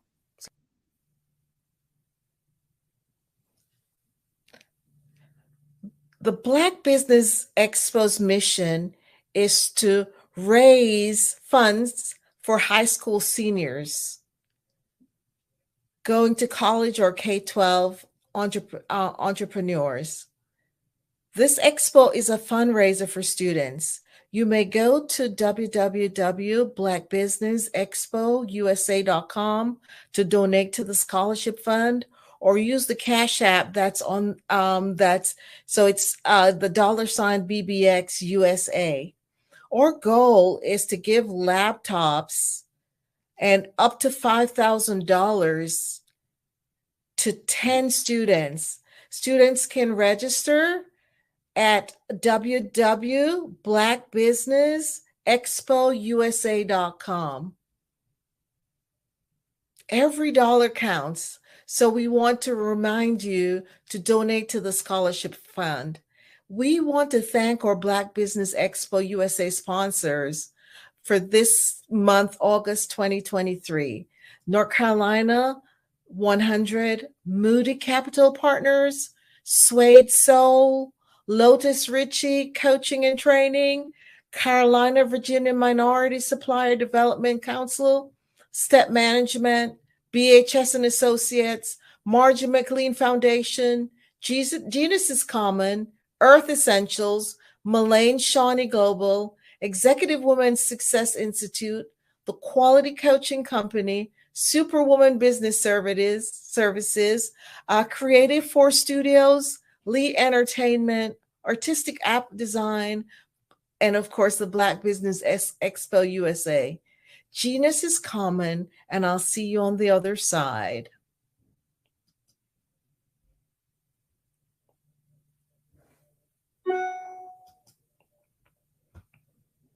I'm Ramon Ray, founder of Smart Hustle Magazine and smallbiztechnology.com.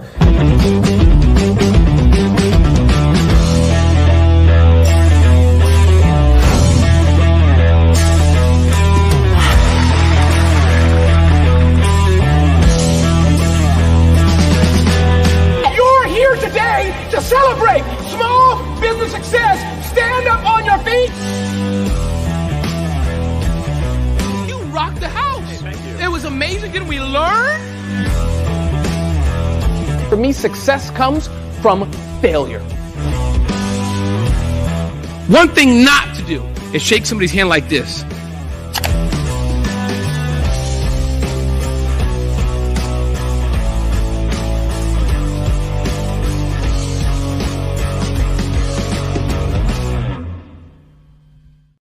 I'd like you to imagine with me, if you will, opening an app where you can collaborate with like-minded individuals from around the world, get inspiration and in-app tools to launch and grow your business, as well as share your knowledge and earn compensation, all in one app. Well, the name of that app is Truso, short for Truly Social. Hi, I'm Matthew Newman, the founder and CEO of Truso, a new concept in social media. Truso is designed from the ground up to be a platform that's both social and empowering for all its users. How exactly do we do that? I'm glad you asked. First, Truso brings the world together via video. Psychologists assert that video provides a significantly more effective connection than audio only. When you enter a community on Truso, you're face to face. Second, on Truso, you don't have to have 1 million followers to monetize. Our business model allows all hosts and moderators to monetize, no matter the size of your following. by one, producing fee-based content, and two, inviting others to join the platform as subscribers. Even more, Trousseau has an in-app resource library with over 100 free resources, forms, and documents to help you build your brand and grow your business. Third, Trousseau is inclusive. The deaf and hard of hearing communities make up 360 million people worldwide. Unlike audio-only apps, Trousseau embraces his community, providing a networking platform that allows them to participate via video and closed captioning. We even have a deaf and hard of hearing foundation in the works as well. Fourth, Trousseau is both social and safe. We refer to Trousseau as a virtual extension of the beauty shop, barbershop, and brainchild of the community. A place where there's laughter, along with wisdom, growth-oriented conversation, and genuine connections in a safe space. Trousseau even has proprietary security to ensure we maintain a safe environment for everyone. Where are we at now?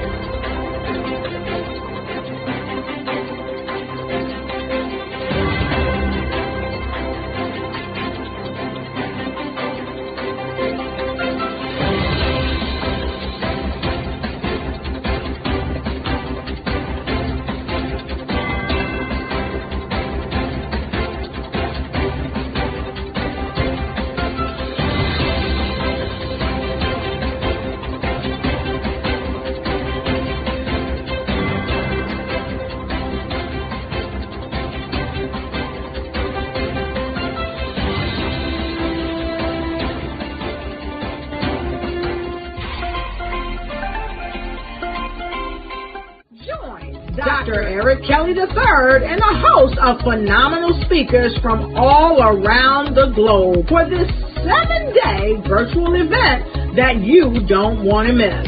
The mission of the Black Business Expo is to raise scholarship money from kids all the way from high school all the way from college. The Black Business Olympics is one of the largest Black business showcases in the world. It is an opportunity for businesses and companies to showcase their businesses globally. We are going to be giving away laptops up to $5,000 away to students.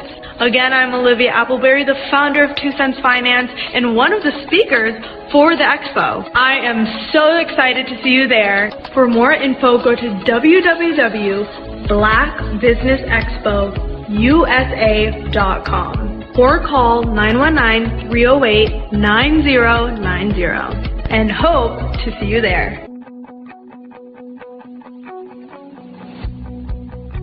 I am Black business. From the moment I wake until the time I sleep. Yes, I am Black business. I am Black business. Tell me, are you Black business? I am Black business. Do you support Black businesses? Listen, I support Black business because I am Black business. Black Business Expo, one of the largest business showcases in the history of Black business in the world. The world! Sign up today at www.blackbusinessexpousa.com or call 919-308-9090. I am Black business. I am Black business. From the moment I wake until the time I sleep, I am Black business. I am Black business. Are you Black business? I am Black business. Do you support Black businesses? I support Black business because I am Black business. Black Business Expo, one of the largest business showcases in the history of Black America in North Carolina. Black Business Expo, one of the largest business showcases in the history of Black business in the world.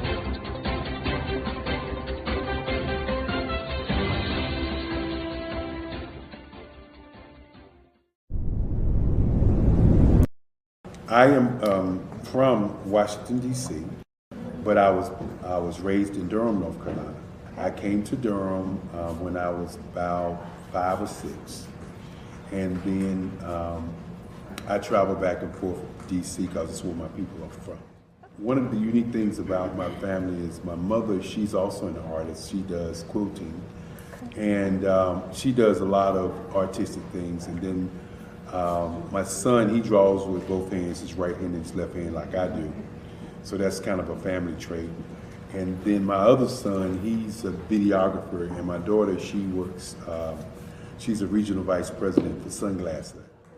When you start out drawing and sketching, you want to continue to explore, you know, each avenue. I do pastels, I do pen and ink, I do painting, I do acrylics. I haven't done oils yet, but I try to do all facets of art. What I say to a lot of times to people is, you know, you can't put yourself in a box when you're an artist. You have to explore. And over the course of my life, I've tried to explore different mediums. I also do sculpture as well. I choose my subjects by the intensity that they have in their faces, or the intensity that somebody is moving, because I do more than portrait drawings. I also do I do abstract, and then I do figurative drawing also. Well, what happened in this particular show is that I started out trying to come up with something that would be a little bit different than what everybody else is doing. So I was working on a Barack Obama show, and they wanted me to do some paintings of Barack. And so what I did was, because of the deadlines, I kind of did it kind of fast. And then I realized when I was doing it fast, I enjoyed it. And so then I started doing other pieces the same way, and I started to enjoy those pieces also. And so I came up with this particular style, and it's a style of lines and colors. And what's interesting is that when I was in college, I did a show called Lines, Colors, and I talked about the boldness of the blacks, the hotness of the whites, and this is how this has come about, you know, later on in my life. And the colors comes from a lot of the entertainers that I work with, where they wear different colors. They don't wear, you know, your plain reds or your whites. They wear different colors, and so that's also another piece of what's giving me the colors. The subtitle of this show is Faces That Speak Life. That's real critical. Faces that speak life. Each one of these pieces is a life source and a life energy that's being put on display for people that are looking at them. You know, I always say in terms of my art, it's not important that I draw them. It's important what you get out of what I draw. You know, I don't try to just draw it because you like it. People wanted me to do prints. I didn't do prints. You know, people asked me to do different people, but the people that I choose are people that make a difference in the lives of people in the world. So the human landscape idea was, again, as I say, the lines represent your emotions, it represents your ideas, and it represents your journey as a human being. And that's why you get the different pieces and the different looks. And as you notice, I try not to do one look that looks alike another look. And that's what's the most important part of this show.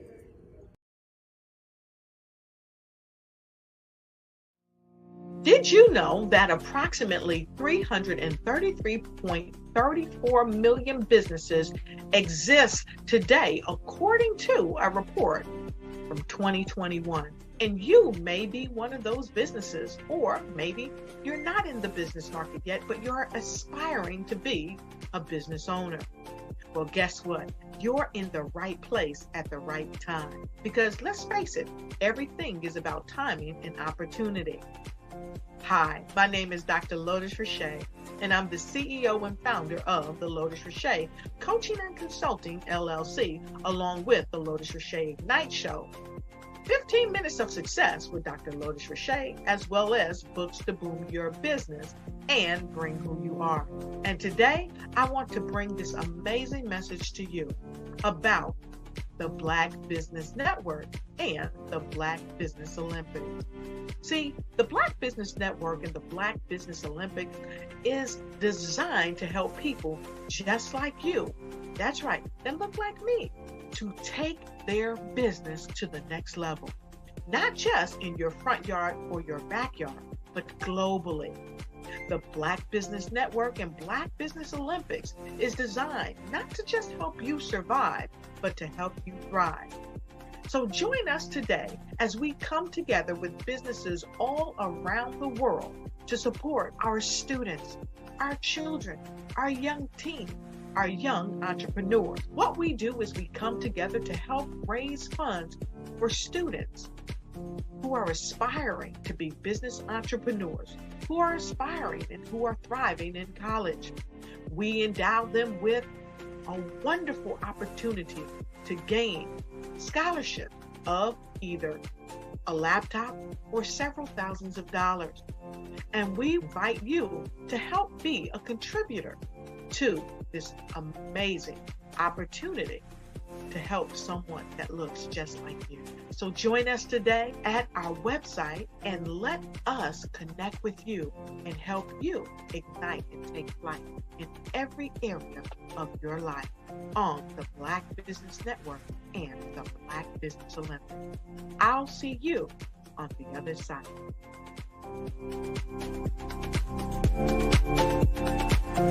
Phenomenal Tanya T. Wise, who is here from the great state of Maryland. Tanya, welcome and thank you for being with us today. Can you indulge our audience a little bit and tell them just a little bit more about who you are and what it is that you do? Well, I love being able to talk to people and have a magnetic attitude, being able to just show them. So I always like to say, level up is Coach at Tanya T. Wise here. So can you tell our audience, just give them a teaser about what your presentation will be about? So my philosophy is that we should all be living our dream life.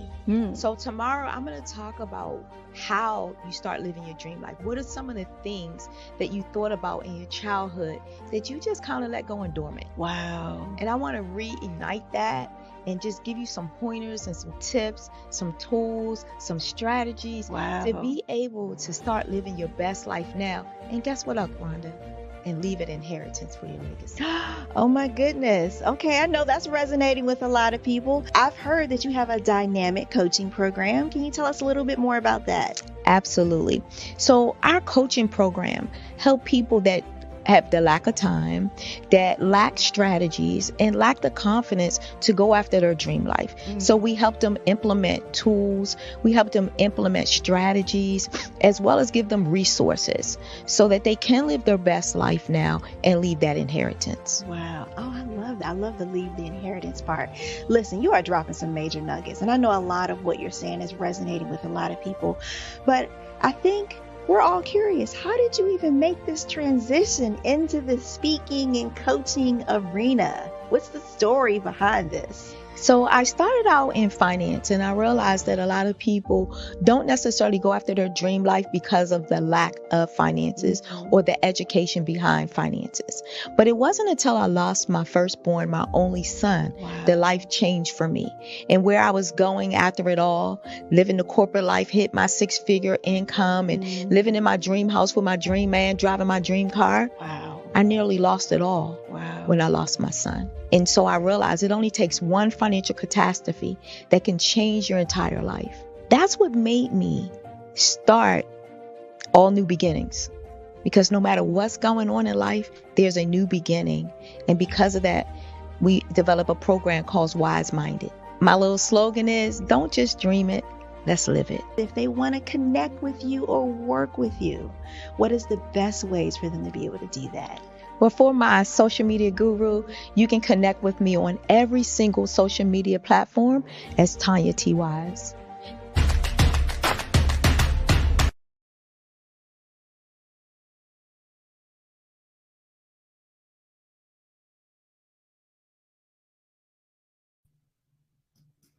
Good afternoon, business owners, entrepreneurs, thought leaders, and corporations. Welcome to the Black Business Network this afternoon. My name is Angela Baptiste, and I'm your moderator on the Black Business Network today.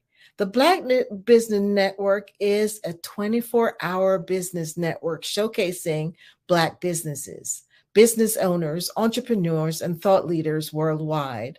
We have speakers from North Carolina, London, Singapore, Africa, Japan, and cities all over the U.S. The Black Business Network is a global community sharing its business knowledge to empower, inspire, and educate businesses about business. Today we have our keynote speaker, Chanel Dickerson, who will be talking to us today.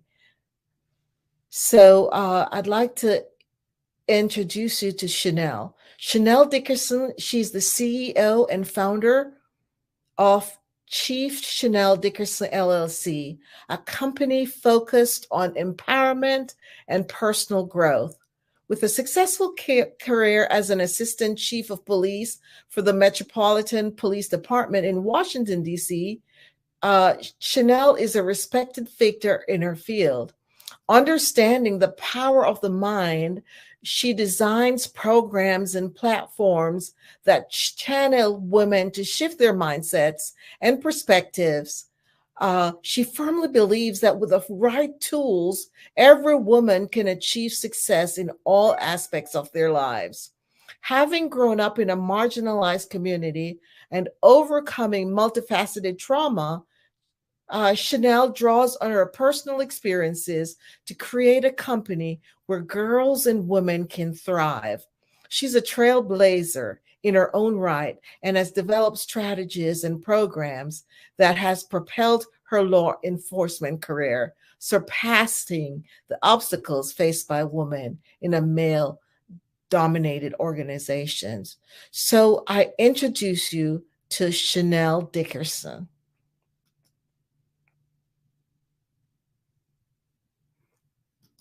Hello, Chanel. Hi, sorry about that, Angela. Thank you so much for that warm introduction. I like to thank Black Business Expo and Network and Olympics for having me here today, because I know what I have to say will change the lives. And just to explain a little bit more about who I am, I worked in law enforcement for over 30 years and I retired last year. And for over 3.5 years, I was the highest ranking woman on the Metropolitan Police Department in Washington, D.C. So in January the 6th, I was the highest ranking woman on the Metropolitan Police Department in Washington, D.C. So I wanted to start a little bit about why I decided to create my coaching, consulting, and speaking business. I have branded myself as an empowerment strategist, working in law enforcement, and I work in the community where I grew up. I grew up in the District of Columbia in Southeast DC. And so I saw a lot of the challenges that the community faced, that the Black community faced as a whole. But I knew what challenges I faced as a girl growing up in poverty, how predators tried to take advantage of the children in the community. And women were the head of households and they were trying to navigate the crime, poverty, and just taking care of themselves. And so seeing that for over 30 years and trying to fight for women's rights in a male-dominant profession, I thought about, like, what would I do once I retired? And I thought about a lot of names for my business. And I decided on Chief Chanel Dickerson LLC because I'm known as Chief Dickerson. I have credibility and my reputation in the community. People know of me as an empathizer. Like, that is who I am. Emotional intelligence is important to me because I like to know how I feel, why other people feel, and I am a root cause analyst. So to say all that, that's what birthed Chief Chanel Dickerson LLC. My focus have been on women and girls, although I work with law enforcement agencies, nonprofit organizations, but my niche is on girls and women. And it's obvious because I was a girl that grew up to be a phenomenal woman. It is my mantra that a woman can truly have it all when the core values are instilled within a girl. So what I want to talk to you about today is overcoming limited beliefs and self-doubt. I had limited beliefs and self-doubt throughout my childhood and on into my adult life as a law enforcement officer. But what I realized that only I had the power to control my life. And people had said about me years ago that I would not be successful in life because of the community that I grew up in. But I knew that I had to decide that my past doesn't define my future. So overcoming limited belief and self-doubt, you have to start with the mindset. And I talk about that a lot. The mindset is very powerful. I ran a marathon in 2009. And while training for that marathon, I had done a lot of research about marathon runners and what was required. And I trained running up to 19 miles, but a marathon is 26.2 miles before I became injured. And so the constant theme that I saw was the mind. They told me that at mile 20 that my body would deplete of all of the nutrients, but if my mind was powerful and if I believed that I could, then I would. So I held on to that from 2009 all throughout my career and now into my business. So I share that with you. The mind is powerful. The body will follow the mind.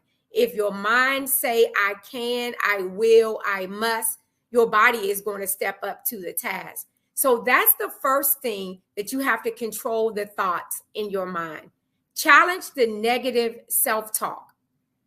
The part of our brain automatically goes to, there's a part of our brain that automatically goes to the negative self-talk, to believe or thoughts, to believe that we cannot achieve all the things that we were destined to be. So you have to focus on the small achievements, the small wins. You have to focus on those and say, like, you break them down into manageable sections. Like if you have a goal, you break it down into manageable sections. So when you achieve a small part of it, then you celebrate, because that process, you process that in your brain that I have done something good. So you got to counter the negative talks. Also, you have to plan ahead for whatever it is that you want. Set short, mid, and long-term goals. Because when I think about like where I want to be in the next 6 months, and then the next year or two, or the next 5 years, like you have to write those things down. But I caution you not to go too far, right? Because if you are a person that's struggling with limited beliefs and self-doubt, you already believe that you can't. So looking 5 years from now, you can't even imagine what you're going to do tomorrow. So you definitely don't want to project what your life is going to look like 5 years from now. So start small.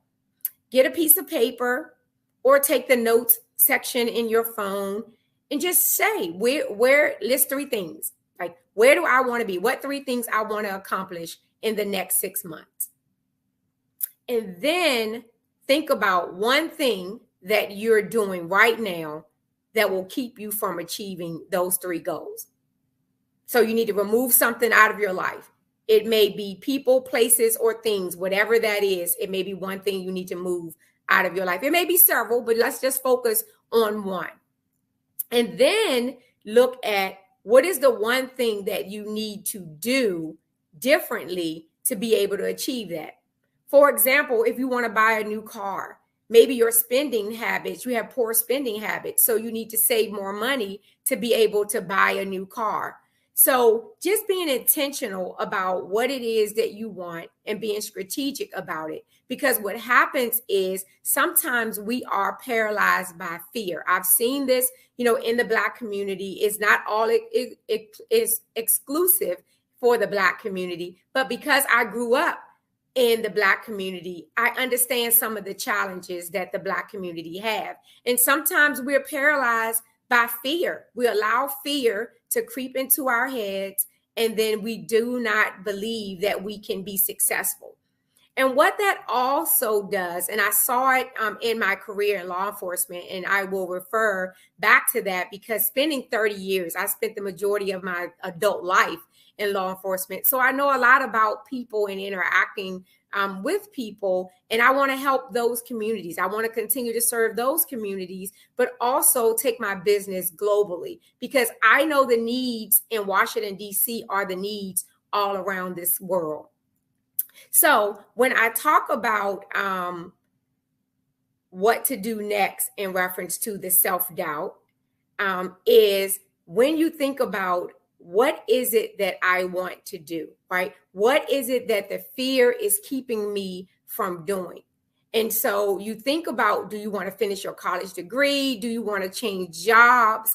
But the fear is paralyzing you and you feel like you can't do it. And so what happens when that fear paralyzes you, sometimes jealousy and envy creeps into your head because you see your friend, your family, your neighbor, your colleague, they're thriving in their education, in their careers, finances, relationships, and you are looking at your life with a negative comparison because you're comparing where you want to be or where you feel like you should be, but you're not putting in the work.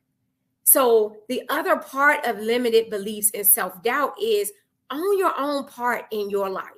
Because what we often do is we always blame someone else. Like, I get it. My childhood was not the greatest, but I cannot stay stuck in where I was in my childhood and not succeed in life. And so the one thing that I realized early on that I had no control of is the family I was born into. Now, I love my family.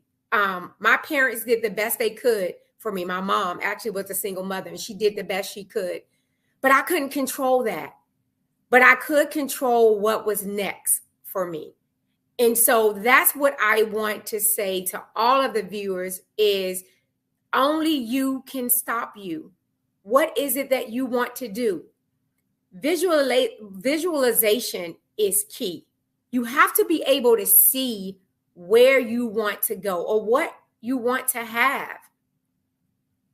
Write it down, get a journal, go back to the journal to be able to look at it and see where your progress is and what you need to do things differently. Do not be afraid to pivot. Pivoting is key when you're on the wrong track. And sometimes in life, and I know this has happened to me, I have come to the fork in the road where there was a fork on the left and the right, and you choose one path and you get halfway down and you realize that that path is not working out for you. Don't be afraid to turn around and try a different path. And that's what happens. Some of us get into careers that we're not passionate about. It's not our purpose. We just go there to make money. We're unhappy every day.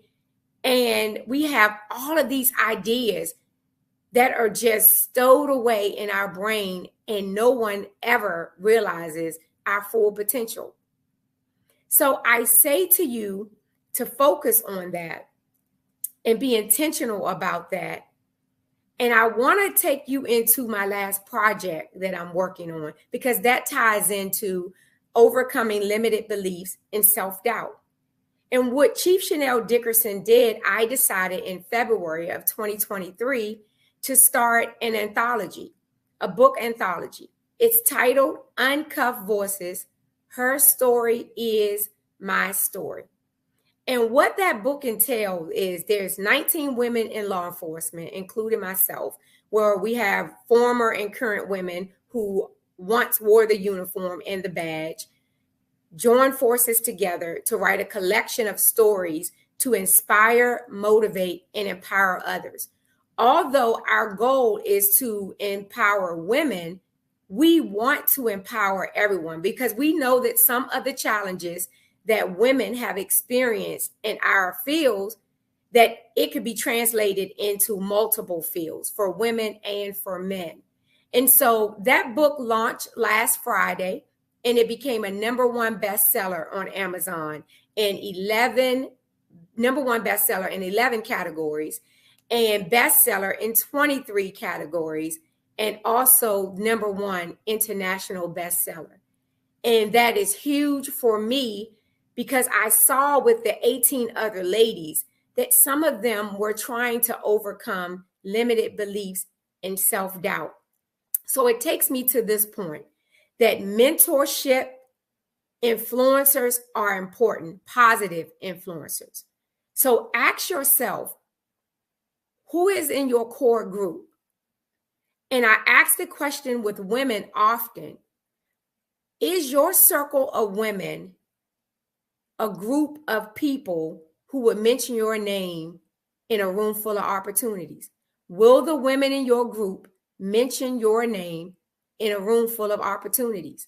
If not, you need to find a new group. When self-doubt kicks in and you think that you can't do it, you need to have a mentor, someone who believes in you, to be able to tell you that you can do it. I keep using the word intentional because you have to be intentional and you have to be plan. You have to plan in order to be successful, because they always say that if you do not plan, you will fail. That is what happens. It's not that you should be worried about that you create a plan and your plan fail. It's that you never created anything and expect it to succeed. That is not how life goes. So I'll talk a little bit more about how I overcame self-doubt. Is I was intentional about where I wanted to go in my career before I started my own business. And I knew I wanted to become an executive at the police department in the nation's capital. So I did the research of what did it take to achieve that level in the nation's capital. And education.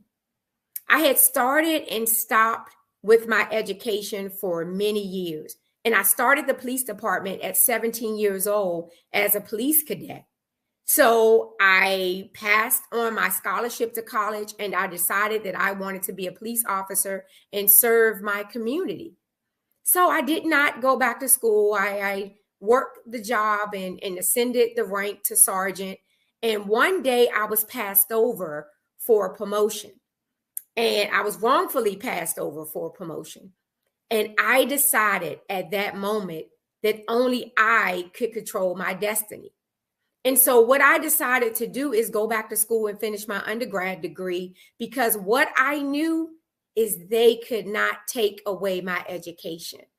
And so those were one of the tools that I used to overcome my limited beliefs and self-doubt, because I have to admit, going into a room with other people with degrees, sometimes you feel like that you don't belong.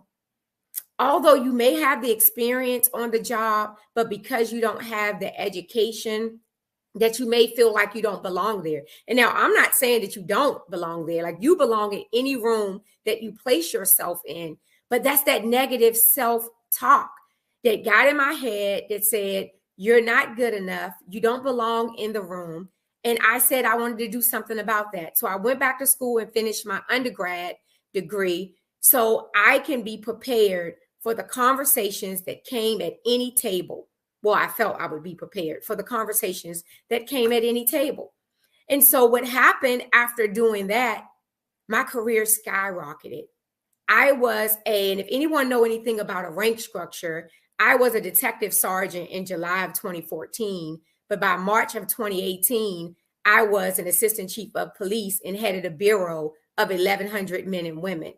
So when I started to shift my mindset and worry about things that I could control, because I knew my why I decided to join law enforcement is because I truly wanted to serve my community and help people.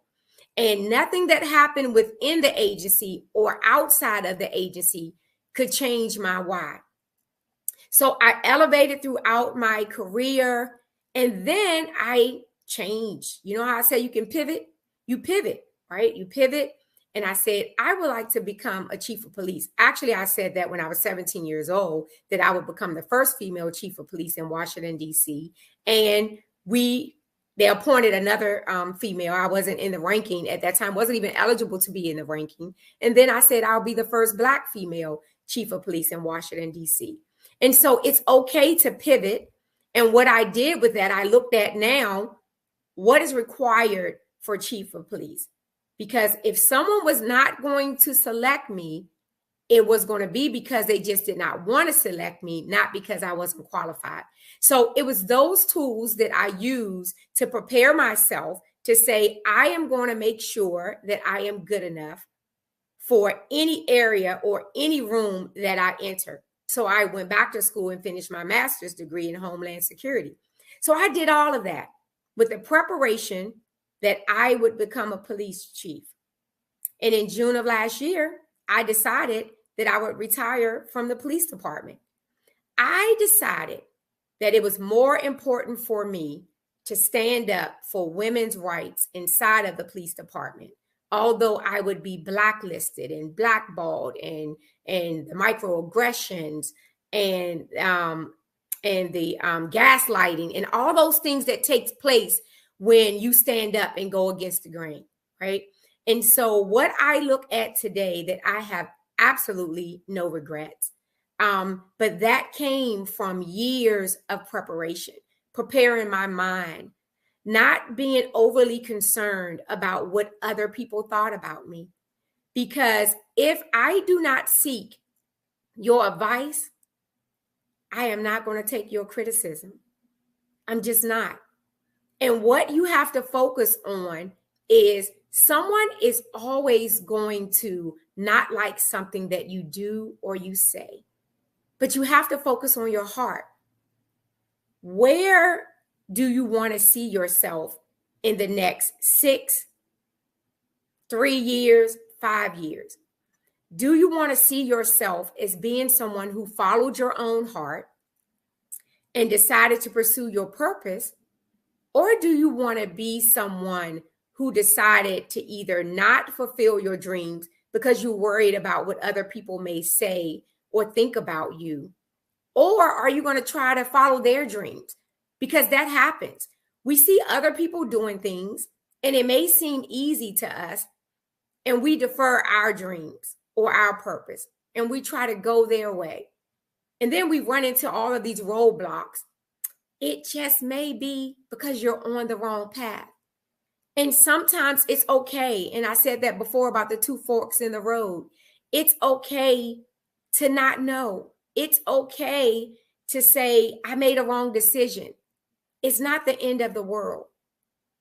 I often say to groups that I speak to is leave the meat, eat the meat and leave the bone. That's not my phrase. I didn't coin it. I don't know where it started from, but it's so appropriate for me when I show up. I spoke last week at U.S. Customs and Borders Protection's women's group, and I talked to them about like my tech person before I left, and she prepared the presentation, and she said to me, I hope everything goes well with your presentation. And of course, when we got there, nothing went well. There was technical issues for the first 15 minutes of the presentation, but I was able to adapt. And I told the group that when my technician said, I hope your presentation goes well, my response was, I know it will. And she paused and said, wow, that's a great mindset. And I said, it has to be, because if I show up to give it my all and do my best, that's all I can do. And what you need to know is that your best will change from moment to moment. If a day you're not feeling well, if you lost someone in your family, maybe your job is just enormously stressful with all of these deadlines, maybe your performance may alter a little that day. But show yourself some compassion and give yourself grace. And know that you still can live to fight another day. That day does not decide who you are. And you just get back into the race. You get to decide who you are. I often talk about how we define who we are and we determine how people treat us. And the other thing I'll talk about with that is how you show up at work.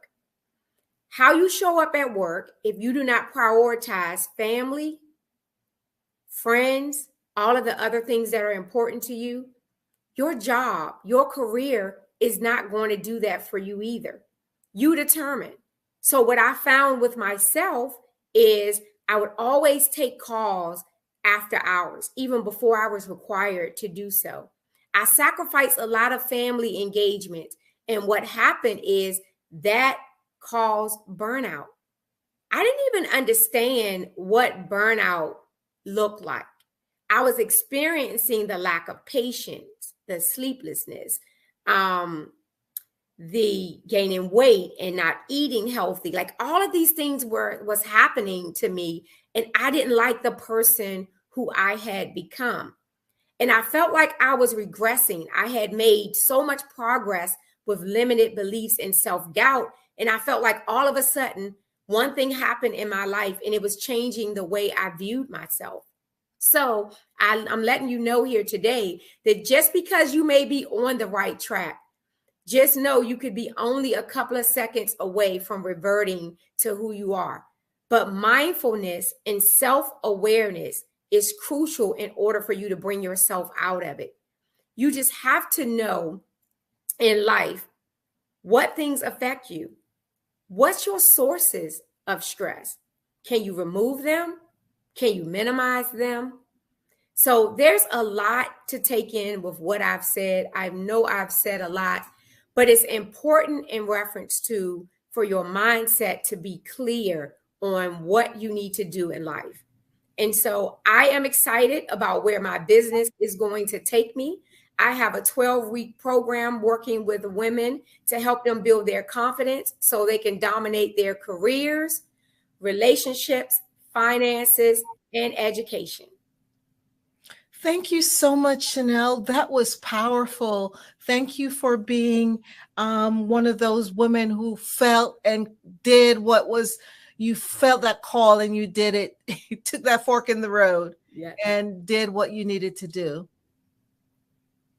Yes, thank you so much. Thank you. I just had a few questions that I'd love to ask. I'm sure the audience wants to know. While working in law enforcement, did you experience any self-doubt at all?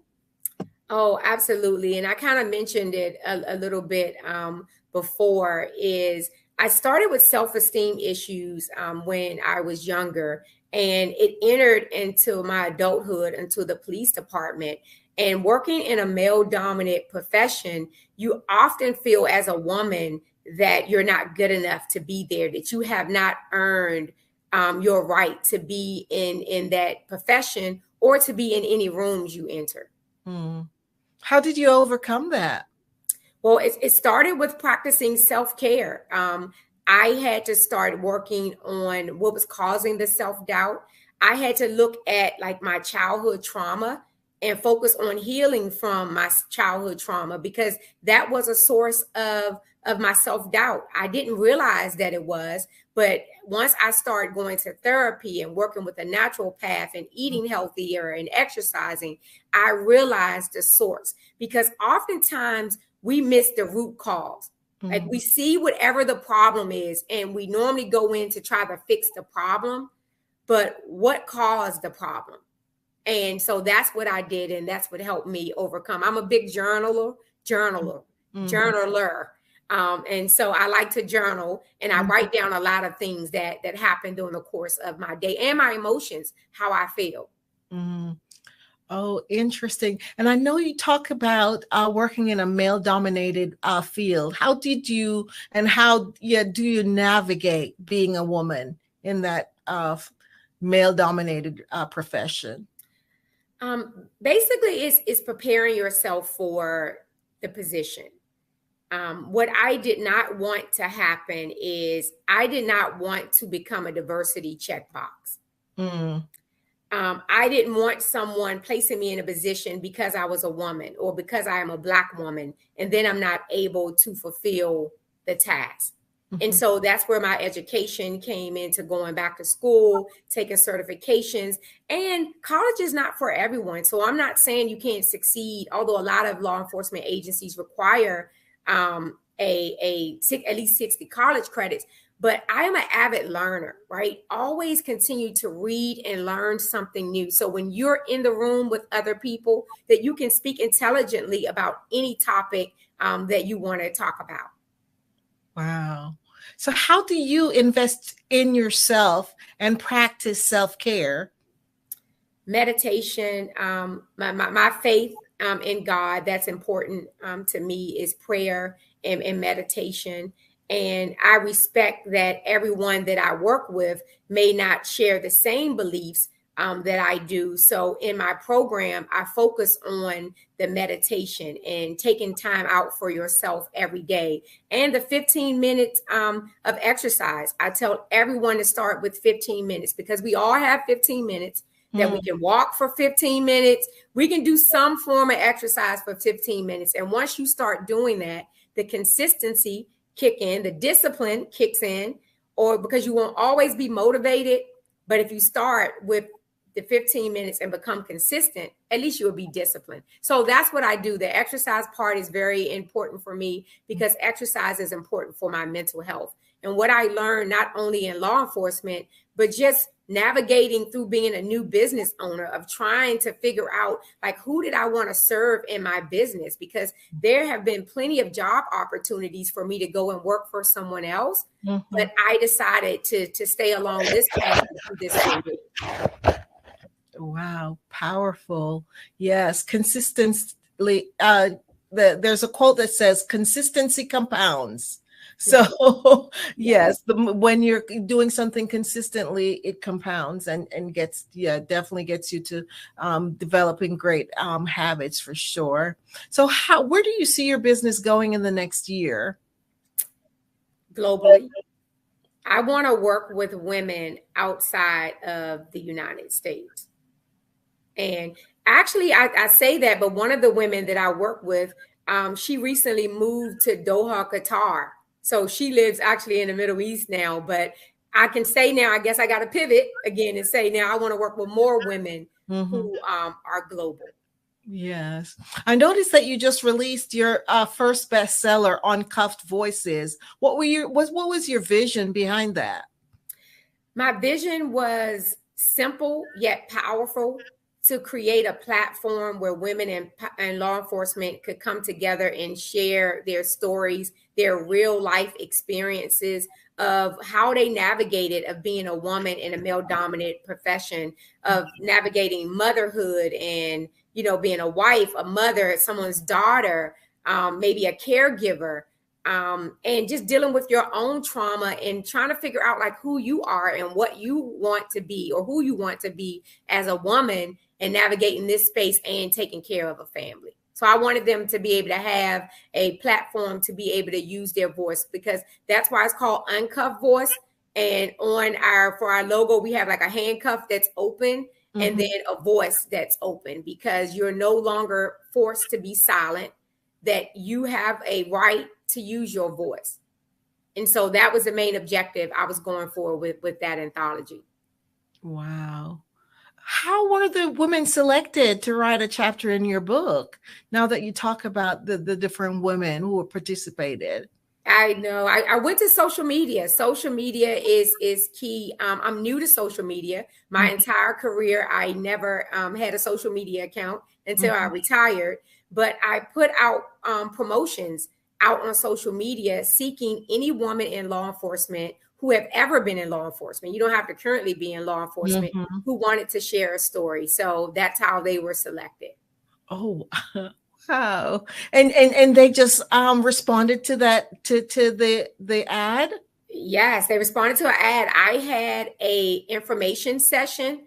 So anyone who was interested could join the session, and I explained to them what the book was going to be about and what my vision was for the book. And I got 18 women, like right off the break. 18 women signed up.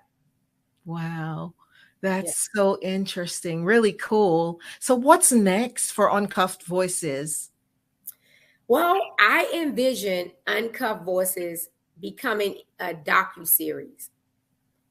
It would be great for the 18 chapters that are in that book, that we could create a docuseries with each chapter being an episode, or perhaps a docuseries that include women all over the world who have worked in this field and just didn't share their story or didn't run across me, back in February, but have a story to tell. Mm-hmm.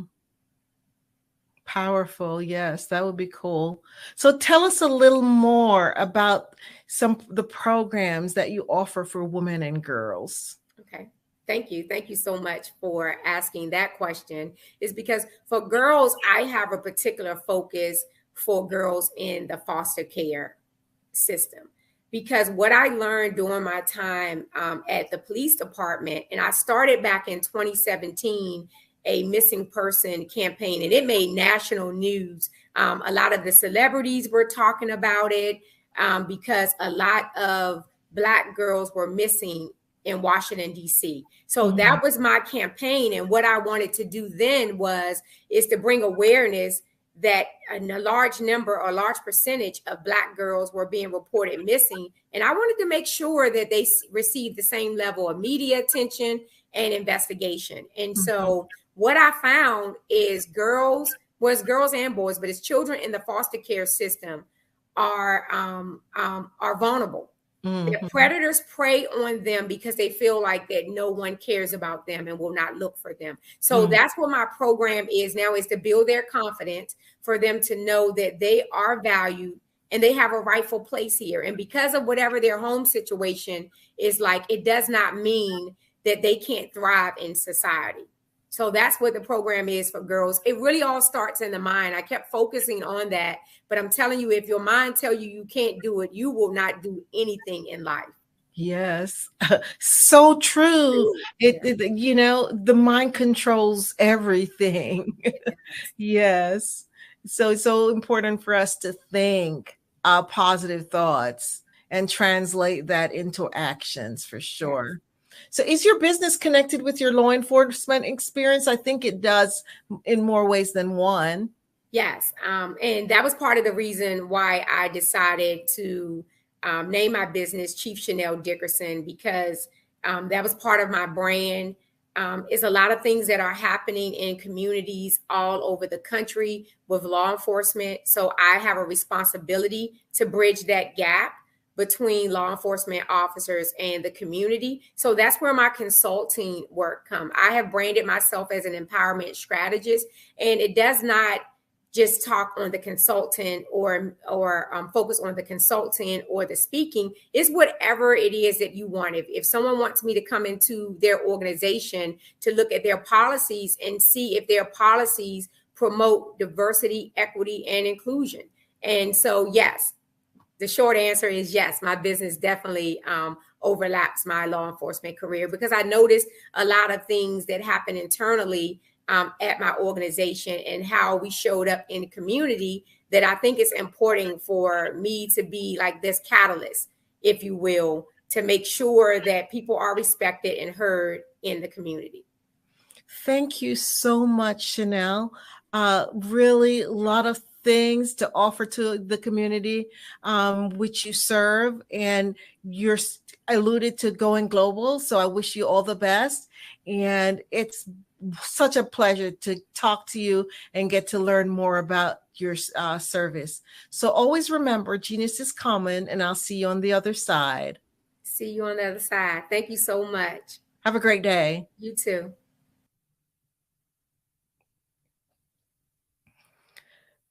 The Black Business Expo's mission is to raise funds for high school seniors going to college or K through 12. This expo is a fundraiser for students. You may go to the www.blackbusinessexpousa.com to donate to the scholarship fund, or use the Cash App $BBXUSA. Our goal is to give laptops and up to $5,000 to 10 students. Students can register online at www.blackbusinessexpousa.com. Every dollar counts. So we want to remind you to donate to the scholarship fund. We want to thank our Black Business Expo USA sponsors for this month, August 2023.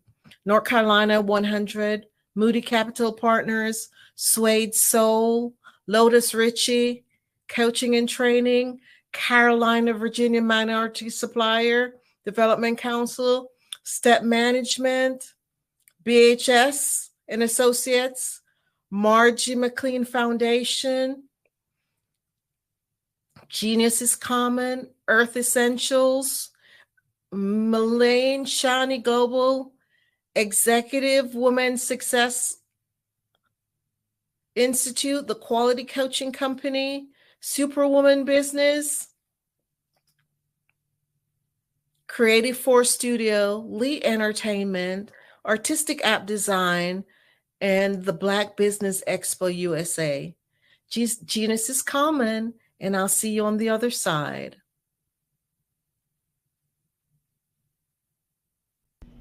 Why do I do what I do? You know, my life coach asked me that a few years ago, and she said, Tony, what's your why? And I told her, and she said, girl, you've already accomplished that. Perhaps you need a new why. Hi, Tony Harris, Amy Hoydu with Say It Said Marketing, one of your students. And just wanted to say thank you, Tony Harris, for spending so much time with me and giving me that boost in my business that I so drastically needed.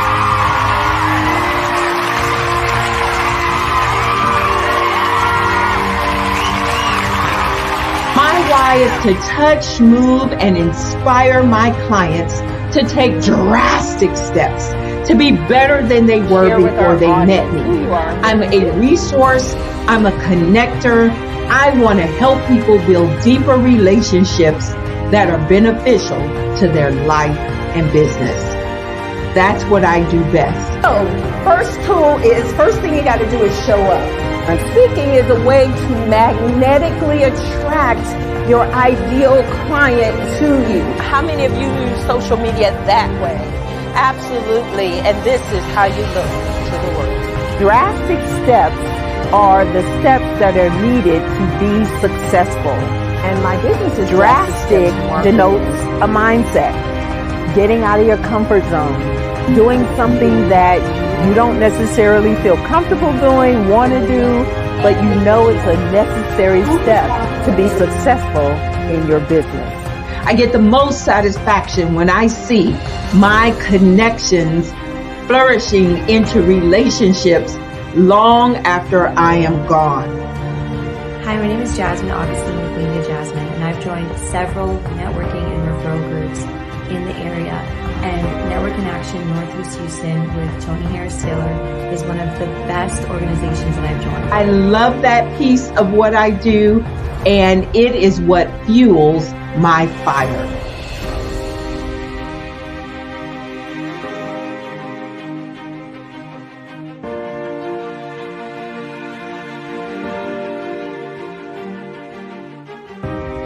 My name is Tony Harris Taylor, saying take a drastic step today for a fantastic tomorrow.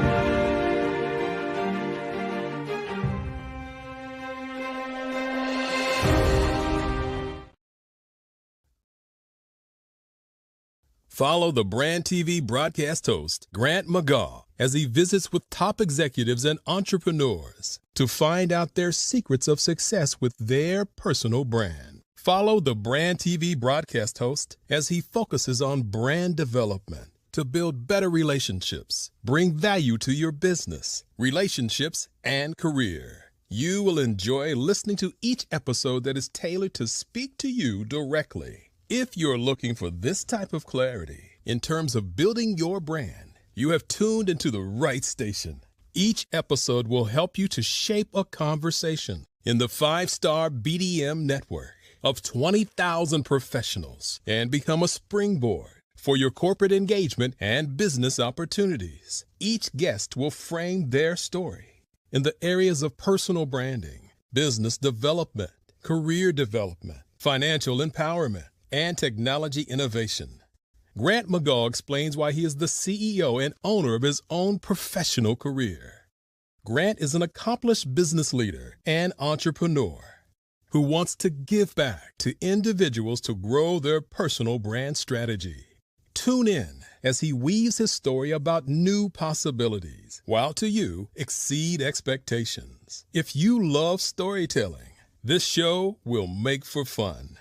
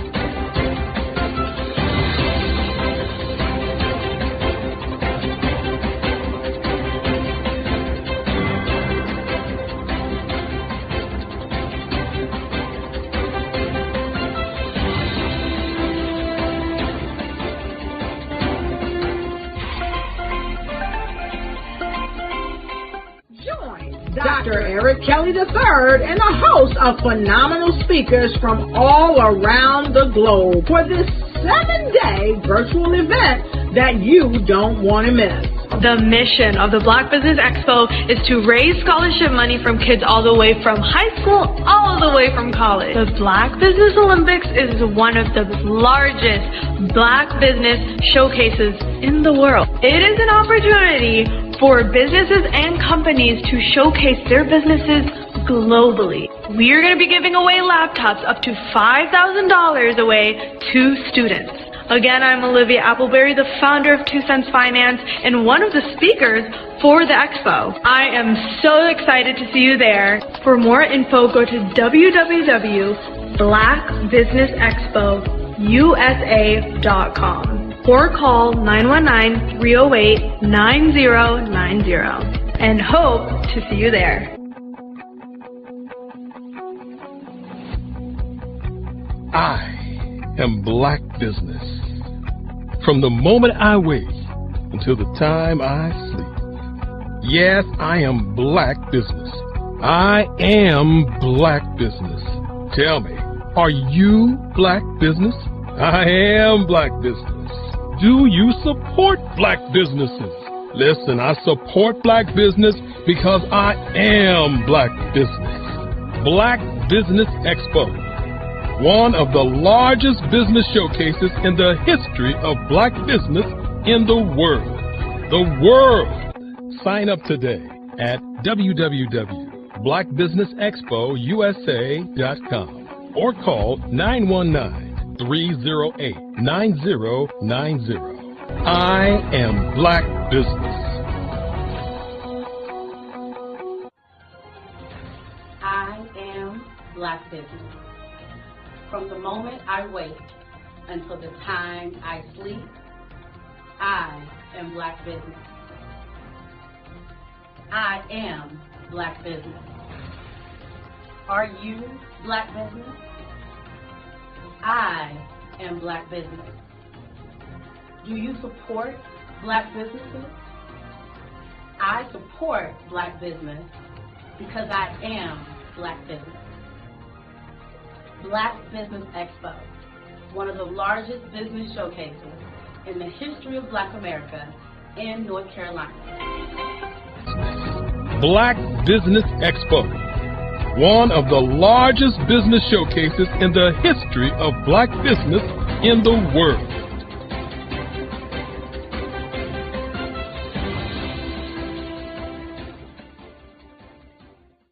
Over the past few years, we've seen the growth of existing and new initiatives focused on financial inclusion, building global networks, and reducing the wealth gap in response to the idea there's not enough seats at the table. Whether their outcomes are to increase the representation of Black executives on corporate boards, ensure an inclusive global economy, or to create new U.S. African commercial pathways, the strategies are often carried out by separate programs. The question is, should they be? With the continent of Africa being home to more than half of the world's fastest growing economies, the youngest workforce, over 400 companies generating more than $1 billion annually, 700 generating more than $500 million annually that are poised for growth, and being the destination of nearly $5 billion in venture capital in 2021. Diversifying U.S. and Africa commercial engagement by building bridges between African businesses and their U.S. diaspora should begin being seen as mutually beneficial. From helping to reduce Africa's enormous capital gap to catalyzing two-way trade opportunities, the COVID-19 global pandemic hopefully has taught us that global challenges and opportunities are more interconnected than we thought.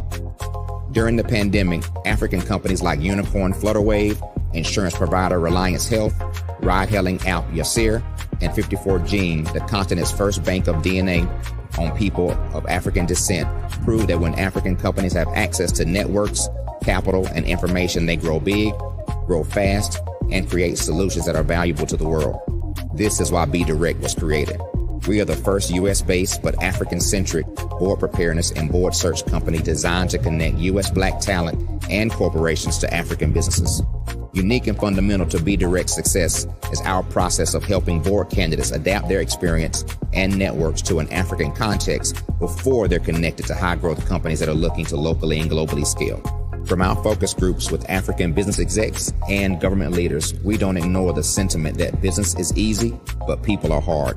Having a pool of board candidates with hard-to-access networks and extensive experience across the business life cycle, including successfully raising capital, is table stakes for an initiative like this. So yes, we have that. But corporate or entrepreneurial success in the U.S. does not guarantee success in Africa. Developed alongside industry partners on the continent, our training program, Be Direct Prep, is designed to transpose their experience to create cultural comfort, understanding, and a commitment to helping businesses in Africa scale. Our board governance sessions are African, continental, and country-specific, integrated with cultural awareness and dexterity training, masterclasses led by African industry execs, and mentoring and coaching from African continental-based facilitators. But even more unique to Be Direct Prep, we cap off our training program with an immersion trip to help candidates that have not been to Africa before see and feel Africa's complexity and opportunity from African soil. We all know traditional network-based board placement has historically left a lot of us out of ever really being in the paid board pipeline. Our strategy supports the work of many great organizations that are successfully filling seats at U.S. board tables by creating more tables for those that are still left on the sideline. It's time to start seeing the role and value of U.S. Black talent and businesses on the continent of Africa differently. Old perceptions and habits limit economic inclusion. Let's transition Black talent and the African businesses they will support from the periphery of the global economy to its core. Living in a global lockdown, we all know now how fast local and global economies can change, and see the value of having businesses that hire, strengthen local value chains, and even grow globally. Status quo in any form holds back progress. We must democratize U.S.-Africa commercial engagement by socially and economically connecting cultures that have long been disconnected. It's time for Africa's U.S. diaspora to redefine their global value by helping African businesses scale continentally and globally.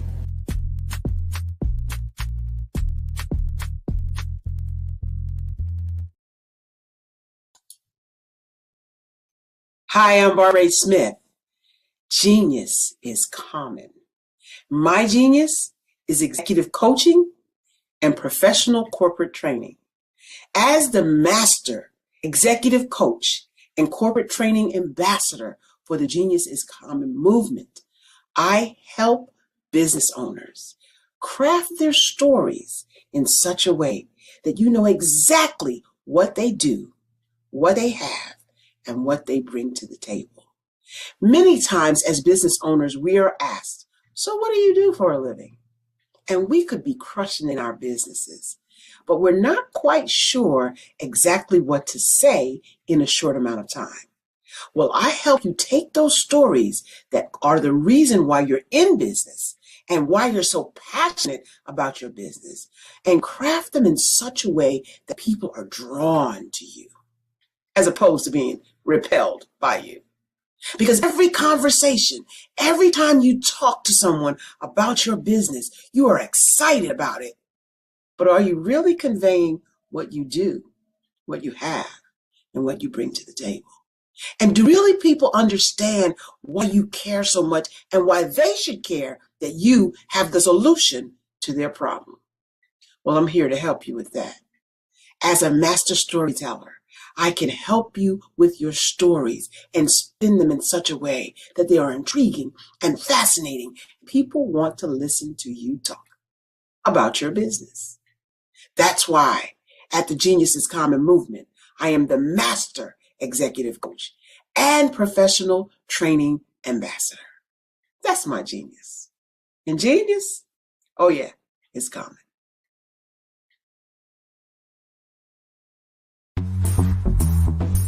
Attention all entrepreneurs and companies. Are you looking for reliable and efficient virtual assistants and back office support to help you manage your business tasks? Look no further than Superwoman Business Services. Our team of virtual assistants provides a full range of administrative support services, including operations management, social media marketing, and much more. We also offer website design services to help you create a professional online presence that reflects your unique brand. In addition to administrative support and website design, we offer business development and structuring services to help you grow your business and achieve your goals. We'll work closely with you to identify areas of improvement and develop a customized plan to help you reach your full potential. At Superwoman Business Services, we understand that running a business can be overwhelming and time-consuming. That's why we're here to help you fly high and achieve success. Our virtual assistants are highly skilled, experienced, and dedicated to providing you with the support you need to thrive. Come fly with us and take your business to new heights. Let us help you become the superhero entrepreneur you are meant to be.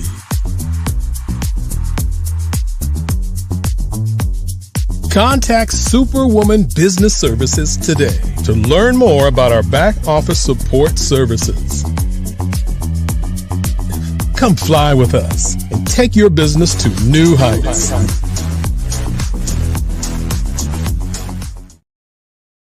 I was born in a little village on the island of Haiti. Many deadly diseases pounded me. It is as if they were on a mission to end my existence on this earth. I refused to give up. In 1983, I left Haiti and came to the United States of America. And I came with $5, 2 shirts. I didn't speak any English. I came to Atlanta. I got a job. I was a doorman. I was a doorman with a dream. What I used to come on stage. I'd rehearse this moment that I'm standing in front of you. That's the power of a dream. Maybe today is the day you begin acting as if you already have it. And then step out with full force. Take a risk. No condition is permanent. Don't let your situation distract you. You are chosen. You are called. You are born for a purpose in this life.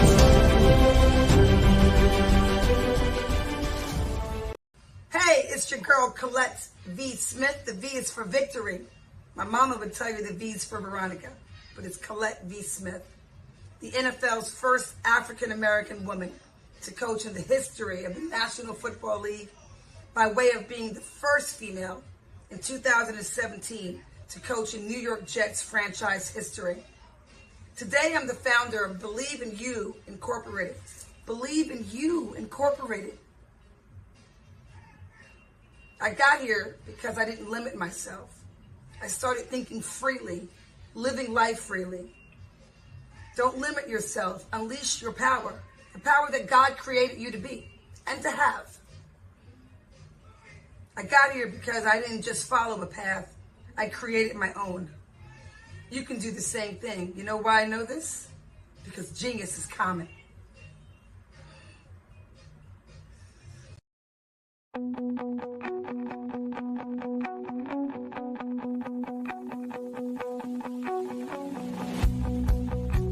I am Black business. From the moment I wake until the time I sleep. Yes, I am Black business. I am Black business. Tell me, are you Black business? I am Black business. Do you support Black businesses? Listen, I support Black business because I am Black business. Black Business Expo, one of the largest business showcases in the history of Black business in the world. The world. Sign up today at www.blackbusinessexpousa.com or call 919-308-9090. I am Black business.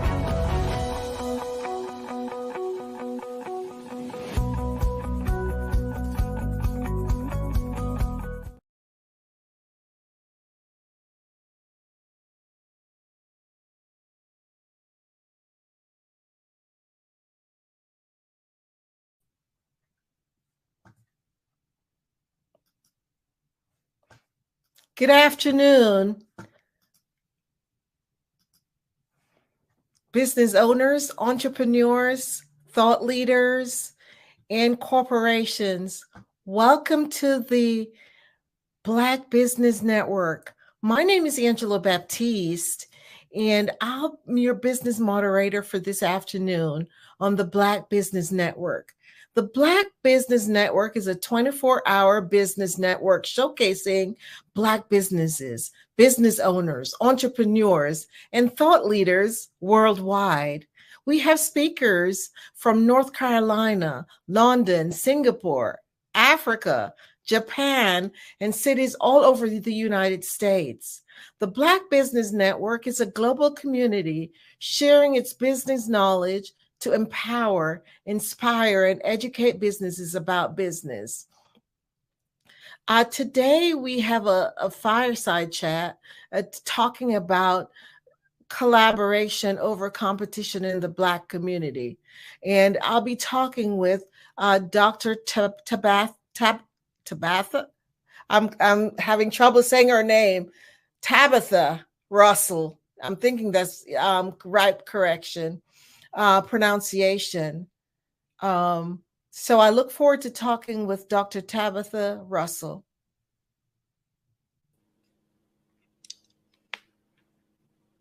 Dr. Tabitha, welcome to our show today.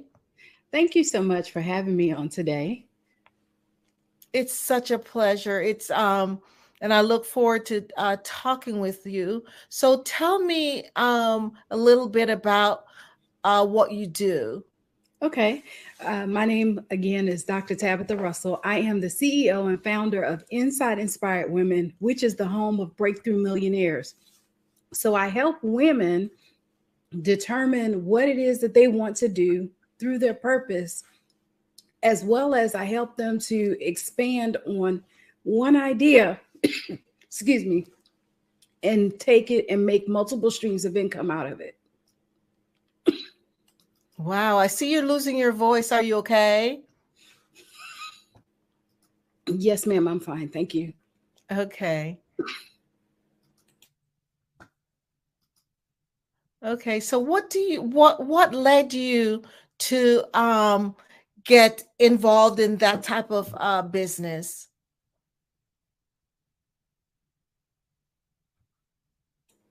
What led me to doing this was that I went through a season where I literally lost everything. I've been a business owner for well over 20 years, and I thought I knew some things. I thought I had things all together, as well as because I had been out there in the industry so long, seemingly things were not going as planned. I took on a business partner at one point, and with me doing that, I made one decision and lost $500,000 through that one decision. And so with that, I literally had to pick myself up and start all over again. I lost my house. I lost my car. I had four small children at the time. And seemingly it was a really hard process, but I made it through. Wow. What did you learn from that? So with that, I went through several different transitions. One was that I needed to be able to get my mindset together.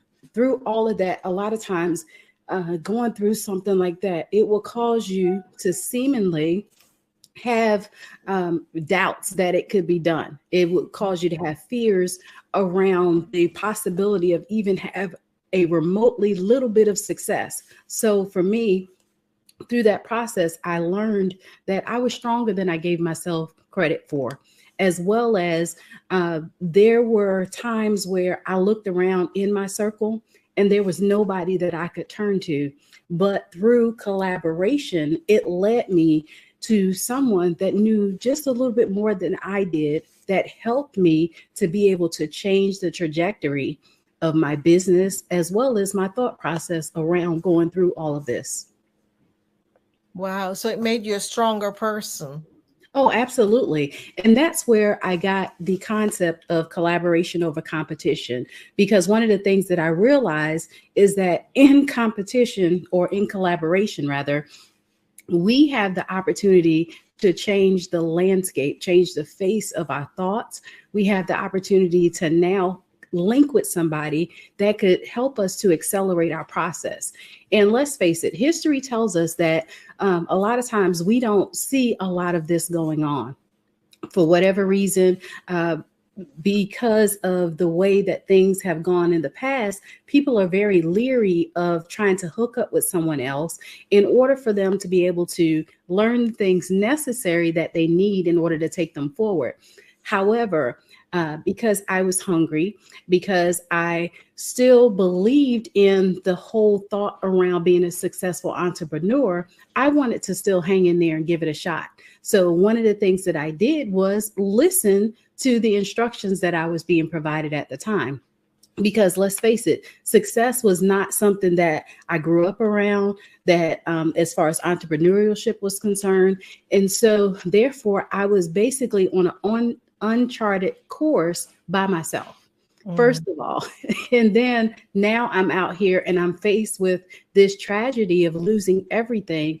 I literally had to figure out what I was going to do. One of the things that I knew that I could do, because I left corporate America to be an entrepreneur, I knew that I could go back, at least make six figures, get some benefits, and start all over again. So I tell people that sometimes even in your process, if you have to go back and redo some things and restructure and then launch back out, do what you have to do. But let your story be your story and not sometimes look at other people. So I learned that through collaboration in itself, that it can be a powerful tool.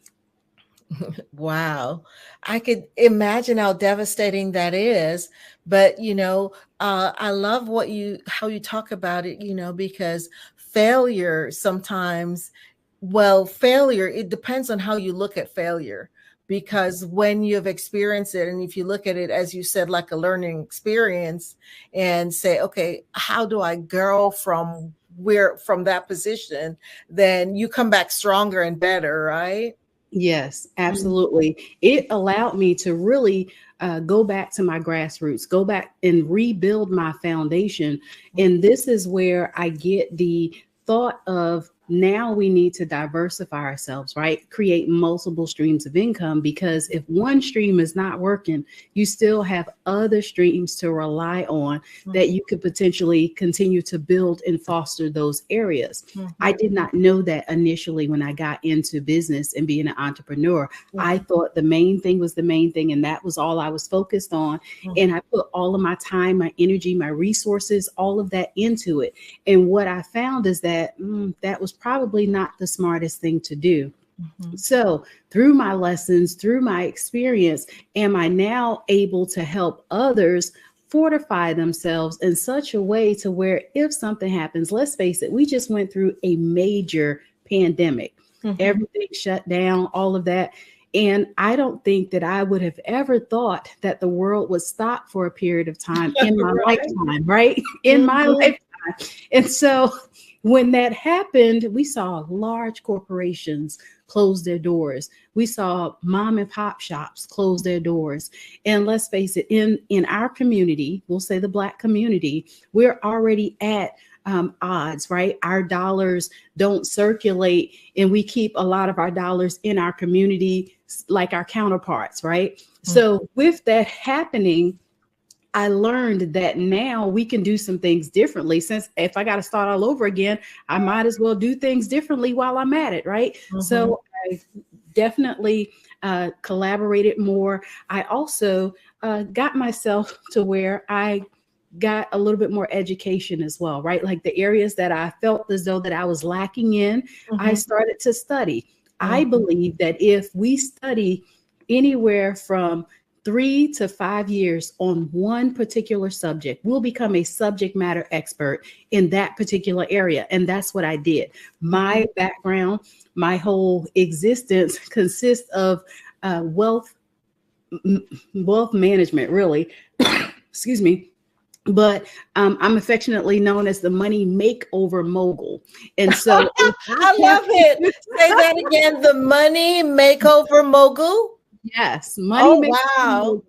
And so I'm like, if we got to make it all over again, why not do it in such a way that it's going to allow you to master those areas that you were once lacking in? And so as you continue to master these areas, you can rightfully say now that I kind of got it together a little bit, right? Like I know a little something, but you put in the work first before you get the title. And so that's what I've learned through this whole process, is that I just didn't get here. I had to put the work in. I had to go through some things.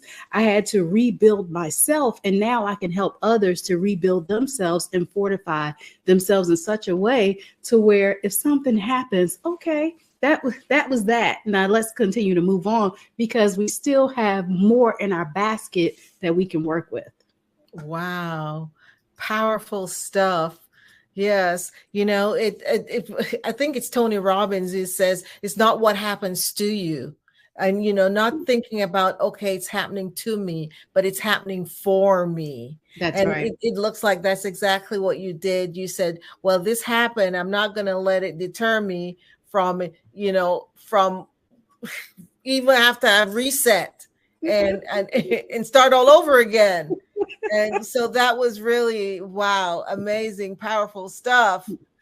So yes. So who would you say is your ideal client?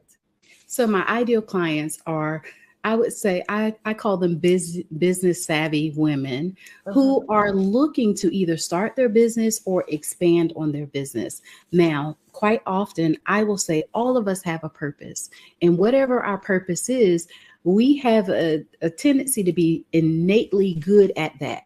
And so whatever that is, we take that concept and now we build upon it. But we just don't go out there and say, "Ooh, that looks good and that looks good too." No, we start with one idea, one concept, and then we build on it. So I take them through a process of determining what that is, first of all, and then making sure that we can set it up for success. So walk me through what the first session would look like. Okay, so basically, I like to start with the vision of why it is that you want to do this particular type of business. And a lot of people say, well, I have a vision.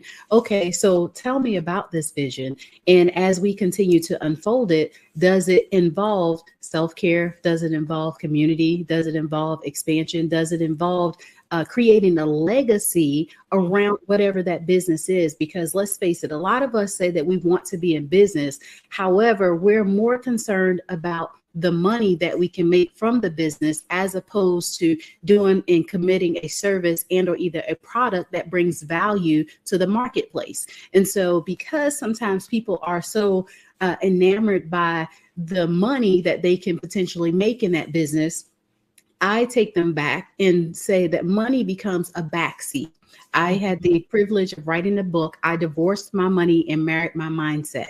And so the reason why I wrote that book, The reason why I wrote that book is that people see the bright, shiny object in the room. They see the money first. However, money is only a byproduct of you being able to give good products and services to those that you serve. So if we now set our vision up to where we serve people first, that money has no other choice but to be attracted to you because people will pay you for good service.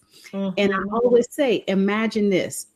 You go to a restaurant, you order your meal. Most of the time, we're going to put somebody on the clock, right? We're going to watch them to see how long it takes for them to greet us. We're going to look and see how long it takes them to bring us our drinks. And more importantly, how long it takes them to bring us our food. And so our businesses are the same way. How long does it take for somebody to turn over to become a customer? Most people say that it takes about 7 touch points. Well, what happens if you can now make those touch points 5, or you can make it 3? You just now increased your life cycle of a customer in such a way, or shortened the span of a person coming from just a spectator to a customer, and now you can turn them over. So in our first session, we talk about what that looks like from short term to long term, and we build upon it. It's similar to a process of like creating a life book, for example. But also, does that include collaboration? Like our network is our net worth, is what I tell everybody. And so collaboration has to be a part of that vision process. And so all of that is in our first session. Oh, powerful. Awesome. So what would you say are maybe the top issues your clients are facing when they come to see you? So most of the time it is, how do they get started? What it is that they need to do as far as creating sometimes the visibility for them to be able to get out there, like their marketing strategy, as well as the other thing that I see is really having capital. A lot of times people feel like that they have to have thousands of dollars a lot of times for them to be able to get into business. Now, granted, I'm not saying that that's not the case. However, every business model should not technically be that way. And so with that, we have the opportunity now to change that based upon their business that they want to get into. Let's face it, social media has become one of the #1 tools that most people seek nowadays. We spend hours and hours on social media in any given week. And so we have some tools that we can use, right? We can go online, as well as different things that we can do that can help us to put our business out there and create the visibility. So in order for us to sometimes be successful, we now talk through what that process looks like. But those are the 3 main challenges that most of my clients experience. Interesting. What would you say is maybe one of the toughest lessons you have learned as a leader, as an entrepreneur? I will say the toughest lesson that I've learned is not to be afraid of failure. And so a lot of times, one of the things that we don't want to do is that we don't want to put ourselves out there. And I've learned through this whole process that if people cannot see you, if people cannot know, like, and trust you, they will not do business with you because they don't know you have a business. And so having a level of transparency, having a level of where you don't mind taking people on the journey with you has really been one of those things that I've embraced. And so I have literally fallen flat on my face, sometimes more times than I would care to count. However, it has allowed me to become stronger and be at the place where I can successfully and confidently say that I own multiple successful businesses. I couldn't say that at one point. I could say that I'm about to show up on this job and clock in at 9 o'clock and be there until they tell me that I can leave and like it. I remember those days, but now that I have the opportunity to help to impart wisdom into others, it gives me the greatest joy. And that is what helped me, though, to be able to overcome some of the challenges that I've had. Yes, just that ability to be resilient. And even though you go through hard times, you look at the failure as, okay, what did I learn from it? and grow from that, and being intentional. Those are some of the things I just heard you talk about, which is so important for us as entrepreneurs. Yes, we will fall, but that's not what's going to get us. We just have to pick ourselves up, brush ourselves off, and taking that first step on towards the journey, right? That's right. Because I'm sure you have a goal that you're heading towards, and so you're focused on getting there. Awesome. So who inspires you? So I will say that my mother inspires me. It wasn't really until I gotten older that I learned how much she really enforced the way that I think. I would say that when I was younger, I didn't realize that we were less fortunate and we were without. When I was growing up, I had the opportunity to go to some very nice high schools, I will say. I had the opportunity to go to college, even though we were poor, even though we were without. But my mom worked so hard to provide for us to where it wasn't until I got older that I really start to appreciate that. And when I look at her today, that she's such a great money manager, that it warms my heart. But I also look at those that are successful, that are out there, that are doing it as well as, like, I will say, the owner of the Black Business Network. I think that this is just really so amazing with being able to do this. But more importantly, I'm inspired by God, right? God, who is the head of my life, that he has given me the ability to create wealth. He has given me the ability to have wisdom, but better yet, an understanding. So I'm inspired a lot of times by those that are doing the work as well. Those are putting in the time to help others, because I realize that it's not about me. It's not about me, my children, my husband. It's not about any of that. It is how I can help others to get to where it is that they can get to. That is what inspires me even the more, because I realize just being able to see that transition in most people is worth it all. Yes.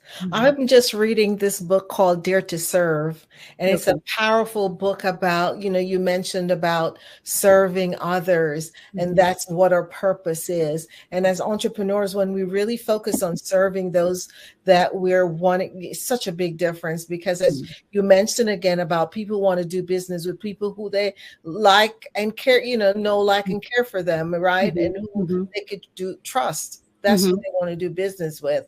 So what book are you reading? I'd love to hear what book you're reading. So currently I'm reading The 7 Money Rules for Life. It's by Mary Hunt. And I have, even from the first chapter, had the opportunity to get some good information from that, as well as I've been rereading another book that I just wrote. It's called Go F Yourself. But more importantly, is it out? Is it published? Yes, it's on Amazon under Dr. Tabitha Russell. But it's the premise of the book is finding faith, fortune, and fulfillment. And the reason why I wrote that book is that a lot of times we're still missing it. Like, there's still some key components, some small nuggets, some small tweaks that we can do even in our own lives, where we can get to that fulfillment, that place that we say, okay, I'm good. I've really arrived. I'm helping people. I fortified my finances and all of that. But a lot of times I'll read several books at a time as well. That's me too. Someone was asking me, because someone asked me that question, and I said, wow, I'm reading 3 books. Because, as a coach, I have to be reading what my clients are reading. That's right. And then, I'm reading for myself as well. They were dying laughing. They're like, how do you do that? That's right. I do. I have one down here. I have one in the car. And then I have one that's my travel book. So it just really depends. I know if you love reading. I mean, I don't know if this has happened to you before, but you have an audiobook, right? And Yes.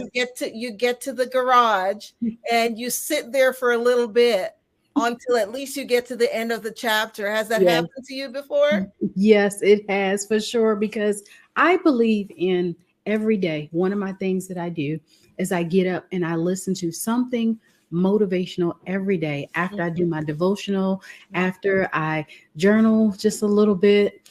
I will read something that is motivating, so that way I get to set the course of my day. The tone, yeah.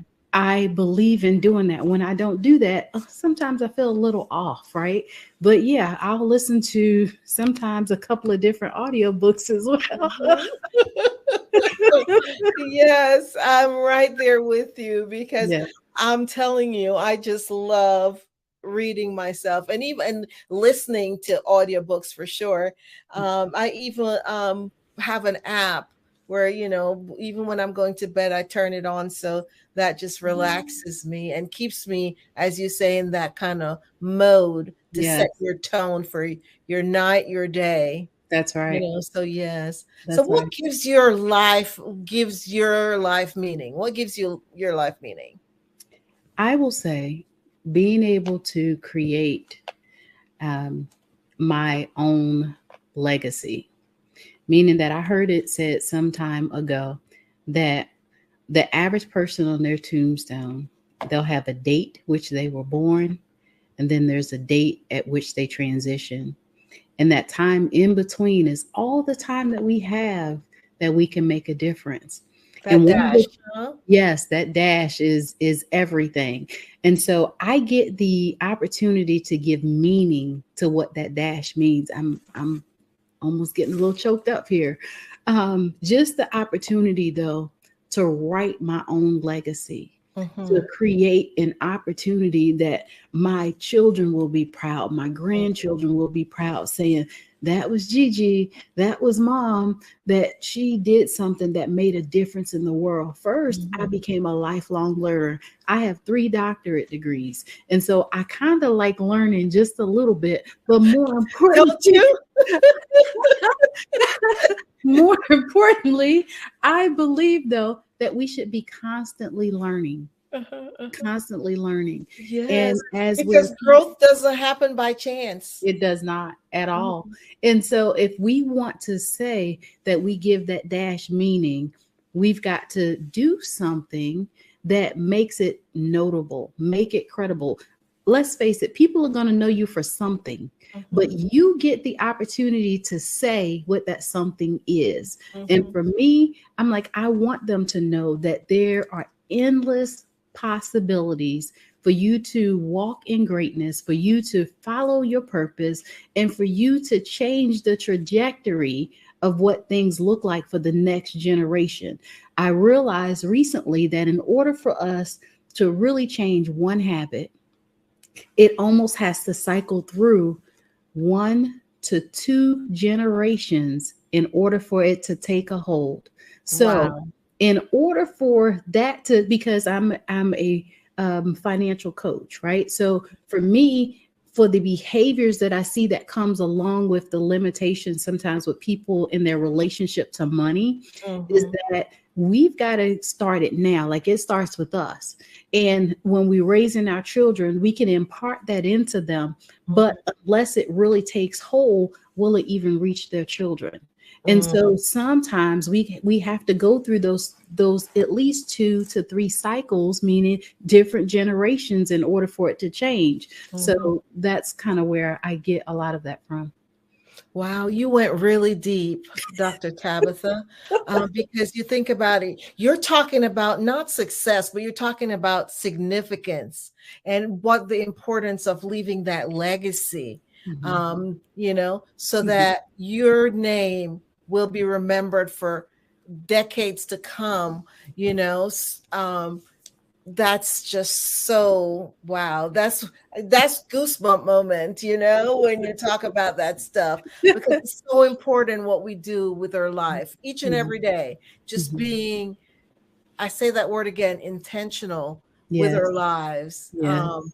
and creating that a life of significance. That's right. Believe it or not, being intentional has been the word for me this year.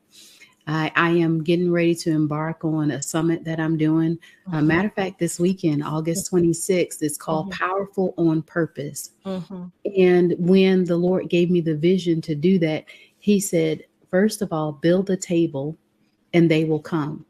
He also said to be intentional about everything that you do. And the summit in itself is twofold. A lot of times we'll do a summit and it's empowerment, it's inspiration, or come out and hear another word.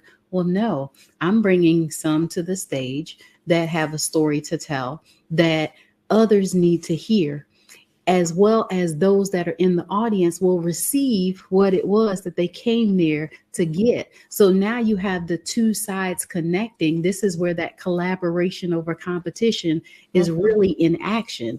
But more importantly, being intentional about everything down to the last detail is how I believe that we're supposed to put this all together, how we're supposed to live, right?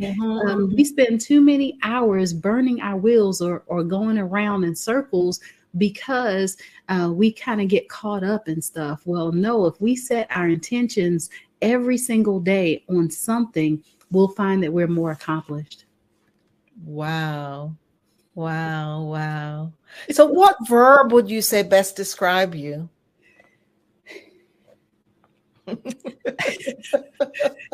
can think about it for a minute. Well, I was pretty much thinking about it. In some ways, I would say action taker.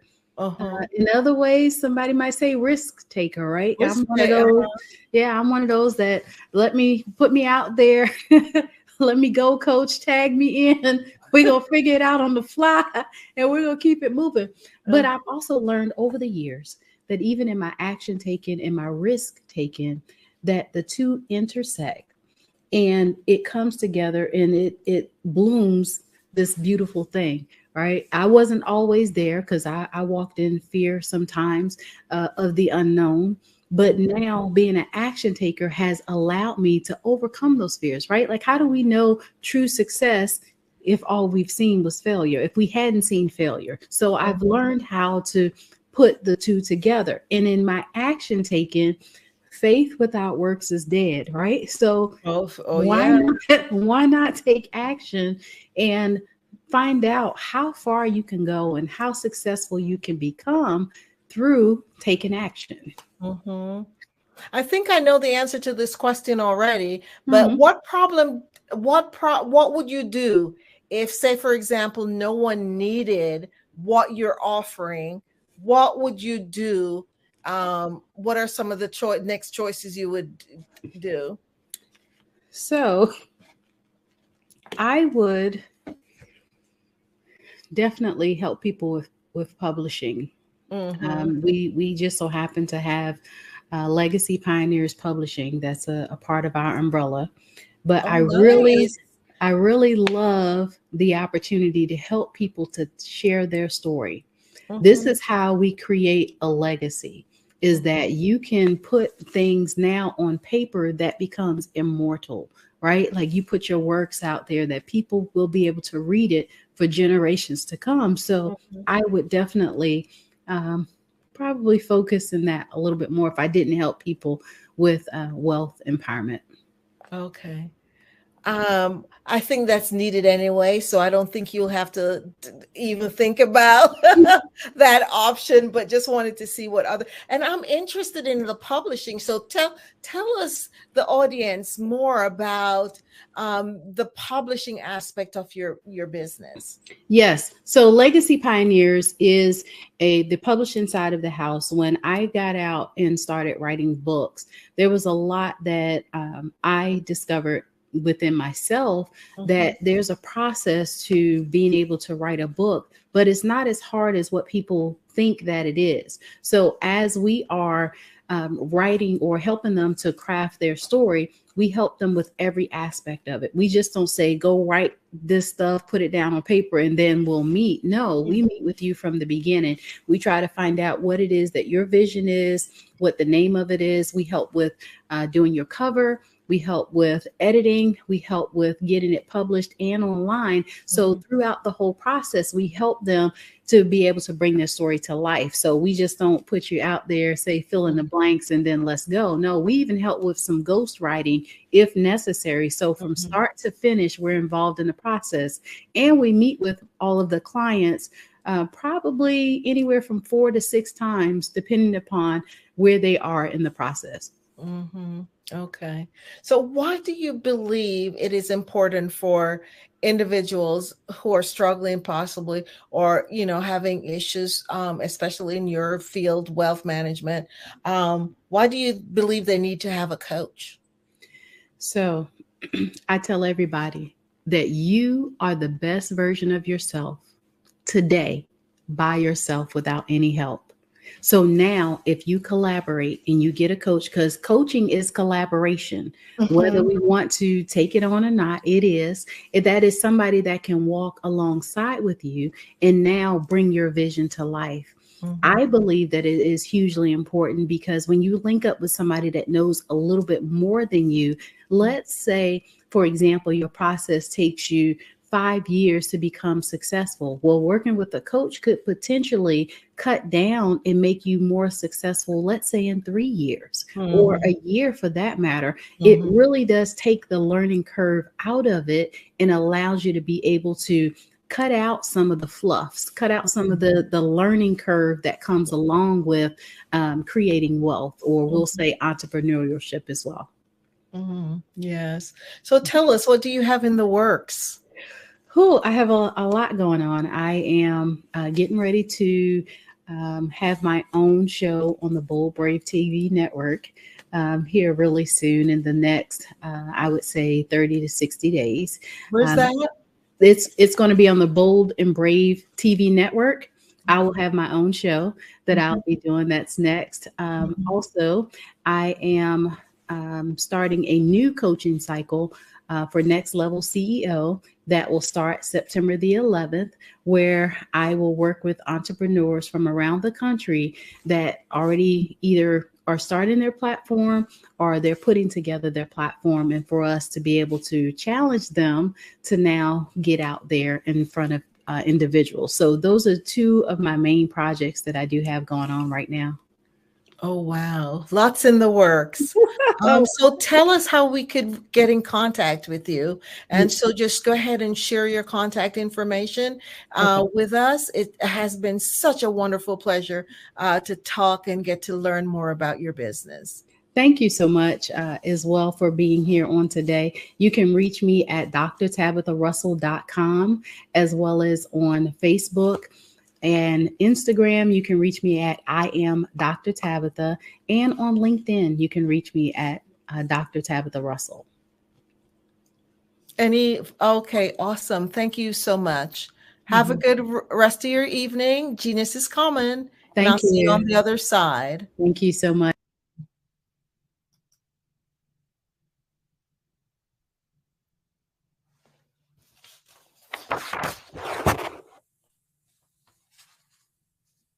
The Black Business Expo mission is to raise funds for high school seniors going to college or K through 12.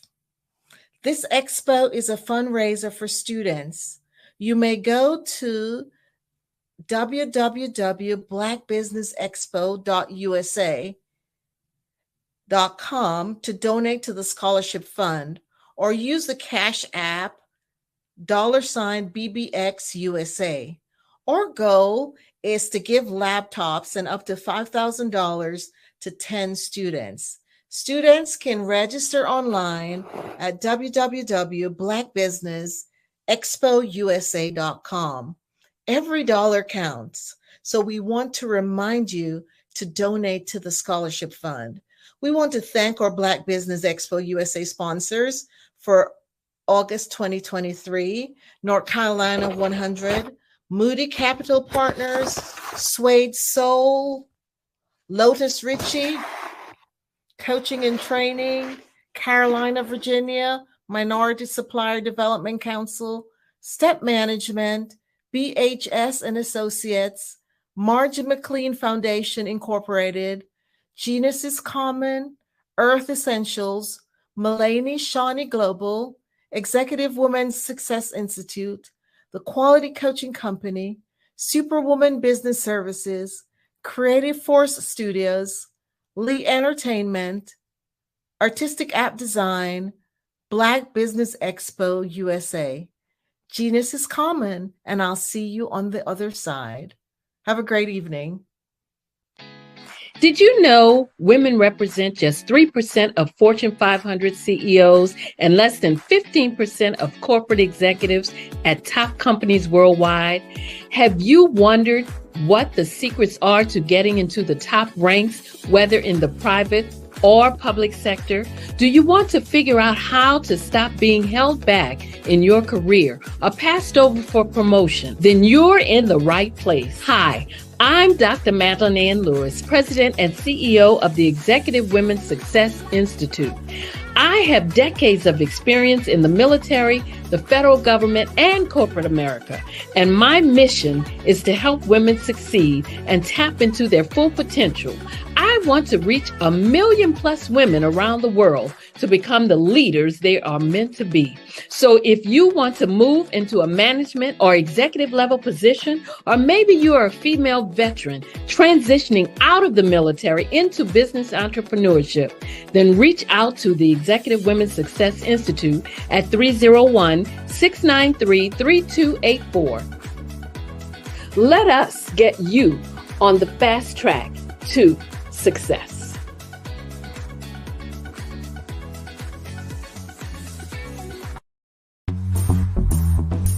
Attention all entrepreneurs and companies. Are you looking for reliable and efficient virtual assistants and back office support to help you manage your business tasks? Look no further than Superwoman Business Services. Our team of virtual assistants provides a full range of administrative support services, including operations management, social media marketing, and much more. We also offer website design services to help you create a professional online presence that reflects your unique brand. In addition to administrative support and website design, we offer business development and structuring services to help you grow your business and achieve your goals. We'll work closely with you to identify areas of improvement and develop a customized plan to help you reach your full potential. At Superwoman Business Services, we understand that running a business can be overwhelming and time-consuming. That's why we're here to help you fly high and achieve success. Our virtual assistants are highly skilled, experienced, and dedicated to providing you with the support you need to thrive. Come fly with us and take your business to new heights. Let us help you become the superhero entrepreneur you are meant to be.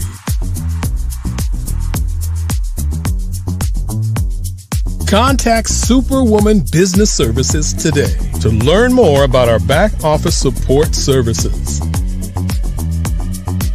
Come fly with us and take your business to new heights.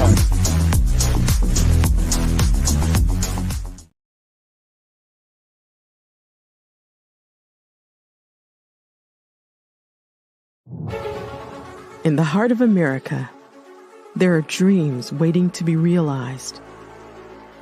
Dreams of owning a home, creating a haven for families, and building a future.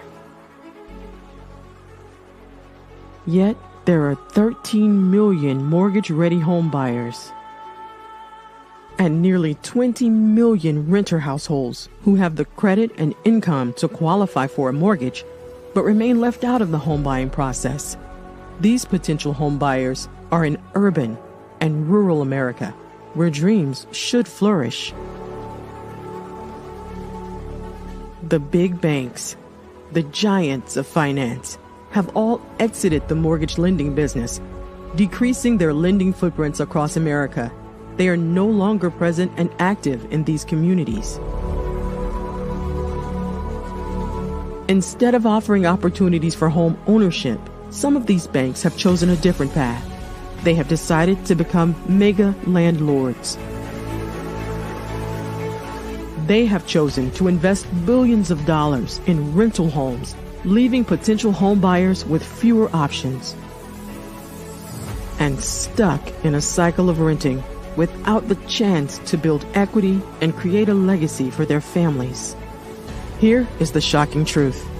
A report issued by the Home Ownership Council of America revealed that if lenders were to step forward and serve this underserved market, they could conservatively increase their loan volume by $1.5 trillion. $1.5 trillion. This is $1 trillion business opportunity, ripe for the taking.